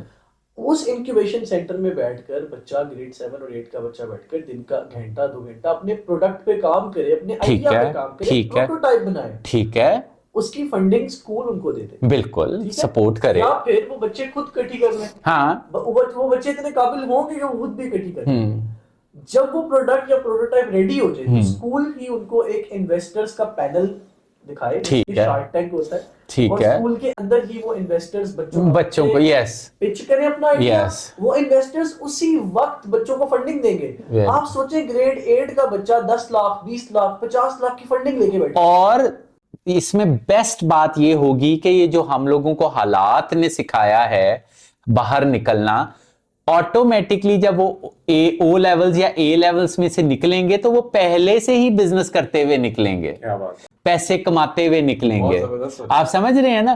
सो इस तरह की चीजों में ये एक बड़ा अच्छा इनिशिएटिव होगा कि ये किया जाए। लेकिन एक बात याद रखो समीर, कहीं ना कहीं हम फिर भी, मैं हमेशा सादिक को भी ये बात करता हूं कि कहीं ना कहीं हम लोग जो हैं वो काफी प्रिविलेज्ड हैं। हम मिडिल क्लास जो है, socio economic status, upper middle class हो, लोअर मिडिल क्लास हो, हम फिर भी प्रिविलेज्ड हैं। हम ओ लेवल्स, ए लेवल्स की बात कर रहे हैं, हम रोबोट्स की बात कर रहे हैं, एआई की बात कर रहे हैं। ये बड़ी प्रिविलेज की बात है। ये मुझे नहीं लगता कि पाकिस्तान में 1% या 2% से ज्यादा ऐसे बच्चे होंगे जो ये वाली प्रिविलेजेस एंजॉय कर रहे हैं जो हम तीनों एंजॉय कर रहे हैं। हम हैं डिफरेंट जगहों से आए हैं, लेकिन हम यहाँ पे जो इकट्ठे हुए हैं, इक्विपमेंट के ढेर लगे हुए हैं हमारे इर्द गिर्द, ओ लेवल्स, ए लेवल्स की बात कर रहे हैं, यूनिवर्सिटी कॉलेज की बात कर रहे हैं, ये 1 या 2% है। हमें पता है ऐसी बात, ये मैं इसको हमेशा से कहता हूं कि आप लोग मेन स्ट्रीम नहीं हो, आप लोग थोड़े से अपर मिडिल क्लास की तरफ, प्रिविलेज्ड की तरफ हो, और आपका जो क्लाइंट है वो भी थोड़ा सा प्रिविलेज्ड है। शायद फिर जो बहुत सारे अंडर प्रिविलेज्ड बच्चे हैं, हमें शायद पता भी नहीं है। अगर आपने कोई कॉज पकड़ना ही है ना समीर, तो मैं ये कहूंगा ठीक है, चलो आप जोश में आओ, आप खैर की बात कर रहे हो, सारा कुछ कर रहे हो, कहीं ना कहीं इन कॉलेजेस, यूनिवर्सिटीज जहां पे हम जैसे प्रिविलेज्ड लोग पढ़ते हैं, उससे बाहर देखो। रोबोटिक्स और एआई से एक फायदा जरूर हुआ है, वो ये हुआ है कि जो अंडर प्रिविलेज्ड बच्चे हैं वो भी जरा से अक्लमंद होंगे ना, तो अच्छा एआई ट्रेन कर सकते हैं। जरूरी उसके लिए ओ लेवल्स, ए लेवल्स करना, उसके लिए इंग्लिश बोलना, उसके लिए खास किस्म के महंगे तरीन स्कूल में पढ़ना जरूरी नहीं है। क्यों महदूद रहे एक स्किल जो कि बड़े लेवल के यस, छोटे स्कूल्स में, स्कूल्स क्या, रोड्स पे, रूरल एरियाज में बच्चों को हमारा जो हमारा जो है ना, थोड़ा सा जो सोशल वर्क का कॉन्सेप्ट है ना, वो भी काफी बर्गर हो चुका है माजरत के साथ, कि हम सिर्फ ओ लेवल्स और ए लेवल्स के बच्चों को जो काम सिखा रहे हैं उसमें हम खैर ढूंढने की कोशिश कर रहे हैं। बिल्कुल नहीं है। ओ लेवल्स और ए लेवल्स के बच्चे जो है ना, वो ओवर प्रिविलेज्ड हैं। लेकिन आप ये बात, इसको भी तो अकोमोडेट करें ना कि कुछ जो लोग होते हैं वो कुछ खास तबके से ज्यादा कनेक्ट कर पाते हैं और ज्यादा इन्फ्लुएंस कर पाते हैं। हम कर सकते हैं ना, लेकिन फिर ये सोशल वर्क या खैर का काम तो नहीं हुआ, ये चैलेंज तो नहीं हुआ। हम तो अपने कंफर्ट जोन से तो बाहर ही नहीं निकल रहे, तो फिर ये खैर का काम तो ना हुआ। ये तो आप अपने ही सर्कल में अपने नंबर ढूंढने की कोशिश कर रहे हो। यस, आपका चैलेंज मेन ये है। मैं हमेशा इसको भी ये कहता हूं, हम जो यहाँ पे बैठ के इतनी लंबी लंबी बातें कर रहे हैं ना, हम जो इतना है, ये सारा हमारी प्रिविलेजेस हैं, ये हमारा हक नहीं है। ये हमारा, ये सारा मैंने अपना स्टूडियो बनाया है, ये इक्विपमेंट लगाया है, आप भी बैठे हुए हो, हम ये रोबोटिक्स और मैकाट्रॉनिक्स और एआई और टॉम क्रूज की फिल्म को रियलिटी समझ के डिस्कस कर रहे हैं, ये सारी प्रिविलेजेस हैं। 1 से 2% से ज्यादा पाकिस्तान में हम जैसे प्रिविलेज लोग नहीं है, इससे ज्यादा। आपने अगर सोशल वर्क करना है, और आपको फायदा भी होगा उसका फायदा इसलिए होगा कि वो बच्चे ज्यादा सर्वाइवल मोड पे होते हैं। अच्छा, मेरा ख्याल है कि इन प्रिविलेजेस की रियलाइजेशन जैसे आप करवा रहे हैं ना, ये रियलाइजेशन बड़ी इंपॉर्टेंट है एक्चुअल वेलफेयर। जी, मैं ये बात कर रहा हूं, हम बड़े बड़े बर्गर खैर की बात कर रहे हैं। मुझे थोड़ा सा इसीलिए मैं ज्यादा उसके ऊपर आया हूं, अग्रेसिव हुआ हूं, क्योंकि आप गलत सोच रहे हो। मैं इसका ये वाला जो प्रिविलेज वाला सोशल वर्क है ना, इसको बहुत हद तक खत्म करता रहता हूं। नहीं, आप मैं वो वाले वर्ड नहीं यूज करना चाहता सादक की पॉडकास्ट में। जो मैं एक्चुअली करना चाह रहा हूं कि हम लोगों को, अगर आपको वो एक्सप्रेस करना नहीं करूंगा। I respect you and people around you जिन्होंने ये पॉडकास्ट सुननी है। सो अगर मैं अपनी पॉडकास्ट में होता तो मैं कह देता, हम लोग बहुत बर्गर हैं, हमारे खैर के जो मिशन जो है ना, वो भी बहुत बर्गर है। अभी मैंने ये इसलिए भी कहा है, ये सारा कुछ मैं इसे हमेशा कहता हूं, ये जो हम रिकॉर्ड पे ला रहे हैं ना, ये एक तरह का हमारी अकाउंटेबिलिटी भी है कि कल को अगर हम कोई इन लफ्जों से फिरें या हमें कोई चैलेंज हो तो हम कहीं भाग जाएं या बेईमानी और ईमानदारी की, बेईमानी और गलत तरीकों की तरफ चले जाएं, तो हमारे पास रिकॉर्डेड हो और हम एक दूसरे को कह सकें। मैं इसको ये कहता हूं कि अभी हम जो रिकॉर्डिंग कर रहे हैं ना, इसलिए कर रहे हैं कि अकाउंटेबिलिटी हो। सो आपको ये जहन में रखना है कि हम अपने ही सर्कल में जो है ना खैर का एलिमेंट ढूंढ रहे हैं। It is more of a privilege, more of क्या कहते हैं, एक वो जिसे कहते हैं ना कि एक लग्जरी। तो ये इस सारी गुफ्तगू के ज़िमन में आप फिर प्लान ऑफ एक्शन क्या सजेस्ट करते हैं? मैं आपको प्लान ऑफ एक्शन ये सजेस्ट करता हूं कि अगर हमें कहीं ना कहीं ये एहसास हो गया है कि हम प्रिविलेज्ड हैं, हमें अल्लाह ने बहुत दिया है, हम बहुत लग्जरीज में हैं, हमारे पास बहुत सारे ऑप्शंस अवेलेबल हैं, तो हम जो मुआशरे का 1 या 2% से ज्यादा नहीं है, हम 98% लोगों को इन प्रिविलेजेस में किस तरह से शेयर दें, इसके ऊपर सोचा जाए। इसके ऊपर सोचा जाए। हम अपने लिए तो एआई बना ही रहे हैं। जो सबसे पहले तो आप उन 98% बच्चों वगैरह को देखो जिनको पता ही नहीं है कि अभी दुनिया में क्या हो रहा है। 98% बच्चे ये जो बाहर सड़कों पे बेचारे फिर रहे हैं, ये अक्लमंद भी हमसे ज्यादा हैं, बहादुर भी हमसे ज्यादा हैं, क्रिएटिव टैलेंटेड भी हमसे ज्यादा हैं, इनकी सर्वाइवल इंस्टिंक्ट भी हमसे ज्यादा है। लेकिन इन बेचारों को अभी ये भी नहीं पता कि एआई होता क्या है, रोबोटिक्स होता क्या है। लेकिन एक चीज हमारे लिए लम्हा फिक्रिया है कि किसी दिन अगर एआई ने हम पे हमला कर दिया तो ये पहले बचेंगे। इनकी सर्वाइवल इंस्टिंक्ट आउटसाइड एनवायरनमेंट की, फॉरेन एंटिटी की, फॉरेन इन्वेजन की हमसे ज्यादा है। इनकी भागने की सलाहियत हमसे ज्यादा है। इनकी किसी मुसीबत को पहले से भांपने की, इनका 4-5 साल का बच्चा जो बेचारा रोड पे पल बढ़ रहा है, उसका गार्ड हमारे बच्चे के 3-4 साल के बच्चे से बहुत ज्यादा स्ट्रांग होता है। हमारा बच्चा 4-5 साल का तो उसे यही नहीं पता होता गाड़ी कितनी तेज गुजर रही है, उस बच्चे को पता होता है। तो अगर कोई फॉरेन इन्वेजन, चाहे वो इंसानों की हो चाहे वो एआई की किसी दिन हो, हम नहीं बचेंगे, वो बच जाएंगे, क्योंकि वो ऑलरेडी इस जंग के अंदर हैं।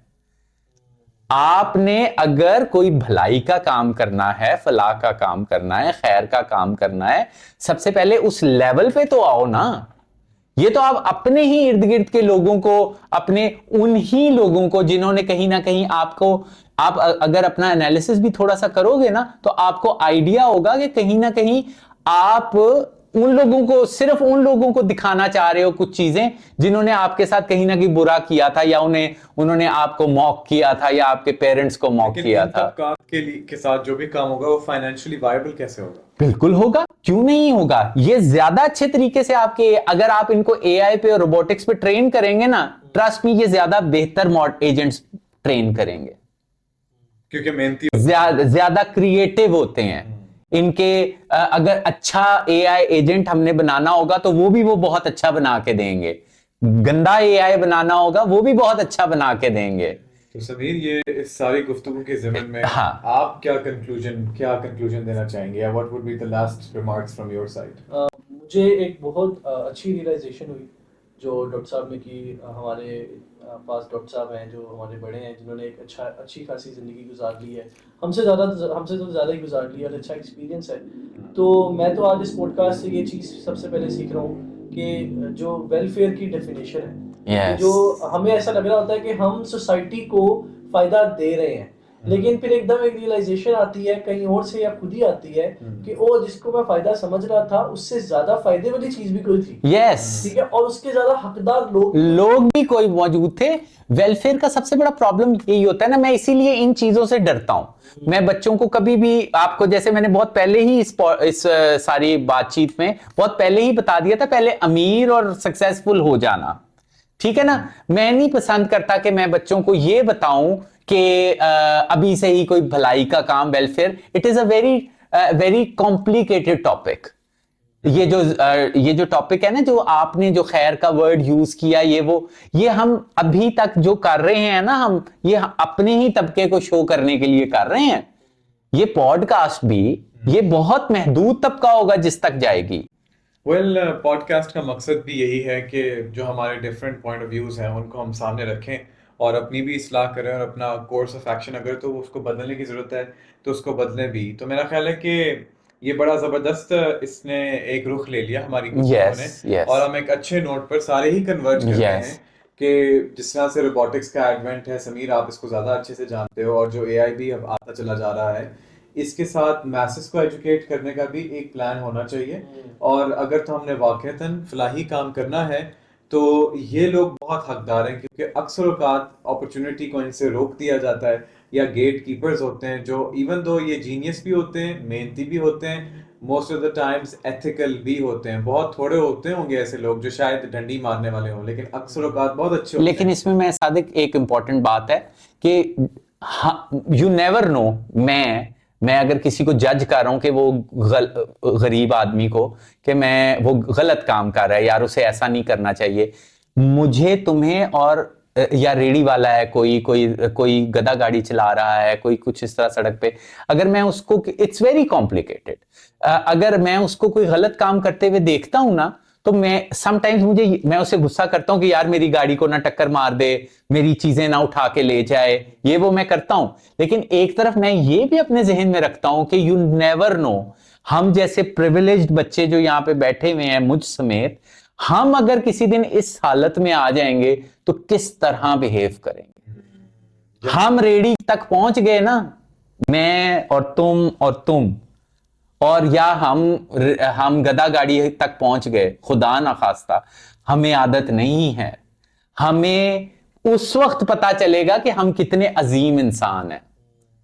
अल्लाह ताला हमारे वाला मामला रखे। हम अगर प्रिविलेजेस हैं हमारे पास, उसको एंजॉय भी करो, उसको यूटिलाइज भी करो, और जहन में रखो कि we are really blessed, we are really privileged. आपने बहुत अच्छा पर्सपेक्टिव दिया डॉक्टर साहब। Thank you. It's a lesson for me. Yes मेरा सादिक के लिए भी होगा, क्योंकि सादिक को बेचारे को ये लेक्चर मिलते रहते हैं। ये इंशाल्लाह इसको हम कंटिन्यू करेंगे। मेरा ख्याल है कि इस पॉडकास्ट कंक्लूजन की तरफ आहिस्ता आहिस्ता अपने जा रहा है, तो एक प्लान ऑफ एक्शन मेरे जहन में तो यही आया है कि नाउ आई शुड वर्क, और मेरा ख्याल है अगर सादिक मेरे साथ कोलैब करना चाहते हैं Yes, तो हम बिल्कुल इसी कर लो। तरीके से रोबोटिक्स और एआई के कुछ ऐसे कोर्सेज या कुछ ऐसे तरीका कोई तरतीब बनाए कि जिसको कोई भी ज्वाइन कर सके। यस, आप लोगों को हर एक की एक्सेस में। यस, और आपको ट्रस्ट मी वहां से भी बहुत फायदा होगा, या फिर आपको क्रिएटिव लोग वहां से ज्यादा मिलेंगे। सर्वाइवल इंस्टिंक्ट को ट्रेन करने के लिए एजेंट्स आपको वहां पे ज्यादा मिलेंगे। जंग खेलने की चालें चलने वाले, सिखाने वाले वहां पे आपको बच्चे ज्यादा मिलेंगे। जो भी आपने एआई बनाना है, have fun in your life. अपनी प्रिविलेजेस को याद रखो। आप याद रखो कि आप बहुत आप लोगों के ऊपर ब्लेसिंग्स हैं, और लेट्स सी आगे आप। अब मैं बस ये चाहता था कि आप लोगों की सोचों को थोड़ा थोड़ा टच कर दूं, पुश कर दूं, एक बटन दबा दूं, ताकि आप लोगों को एक डिफरेंट पॉइंट ऑफ व्यू भी नजर आने लग जाए। और उसमें अगर मैं सक्सेसफुल हो गया हूं, मेरा my job is done. So please आप लोग इस चीज को आगे लेके चलो, और लेट्स सी क्या होता है। Have fun Gentlemen, it has been a very amazing conversation. Yes. जबरदस्त थी, वक्त का पता ही नहीं चला, और बहुत सारी कीमती बातें समीर आपकी तरफ से भी पता चली, जो हमें वाकईतन आपकी पर्सपेक्टिव से जब हमने देखा एज अ टीचिंग पर्सन, और रोबोटिक्स में जो आपकी अभी तक करियर रहा है, और आपने जो हमें काउंटर पॉइंट्स दिए हैं, उसने भी मेरा ख्याल है कि न्यू हमारे लिए पर्सपेक्टिव्स खोले होंगे। तो thank you so much for all the work that both of you are doing in your individual fields. आप भी बड़े क्रिएटिव बिजनेसेस में हैं, कंसल्टेंसी में हैं, और समीर टीचिंग में आप हैं, बच्चों के साथ कनेक्ट करें। You actually have the perhaps the highest influence on that age range, क्योंकि बच्चे का बहुत ज़्यादा influence होता है, and I think you are using that amazingly, so thank you for that. और ladies and gentlemen, thank you so much for watching. आपने अपनी तवज्जो दी, ये बहुत कीमती है आज के दौर में, तो खास तौर पे attention is the most precious thing you can give to anybody. So we are very happy that you have watched until here. We hope you enjoyed it, and inshallah we will see you in the next one. Take care. Allah Hafiz.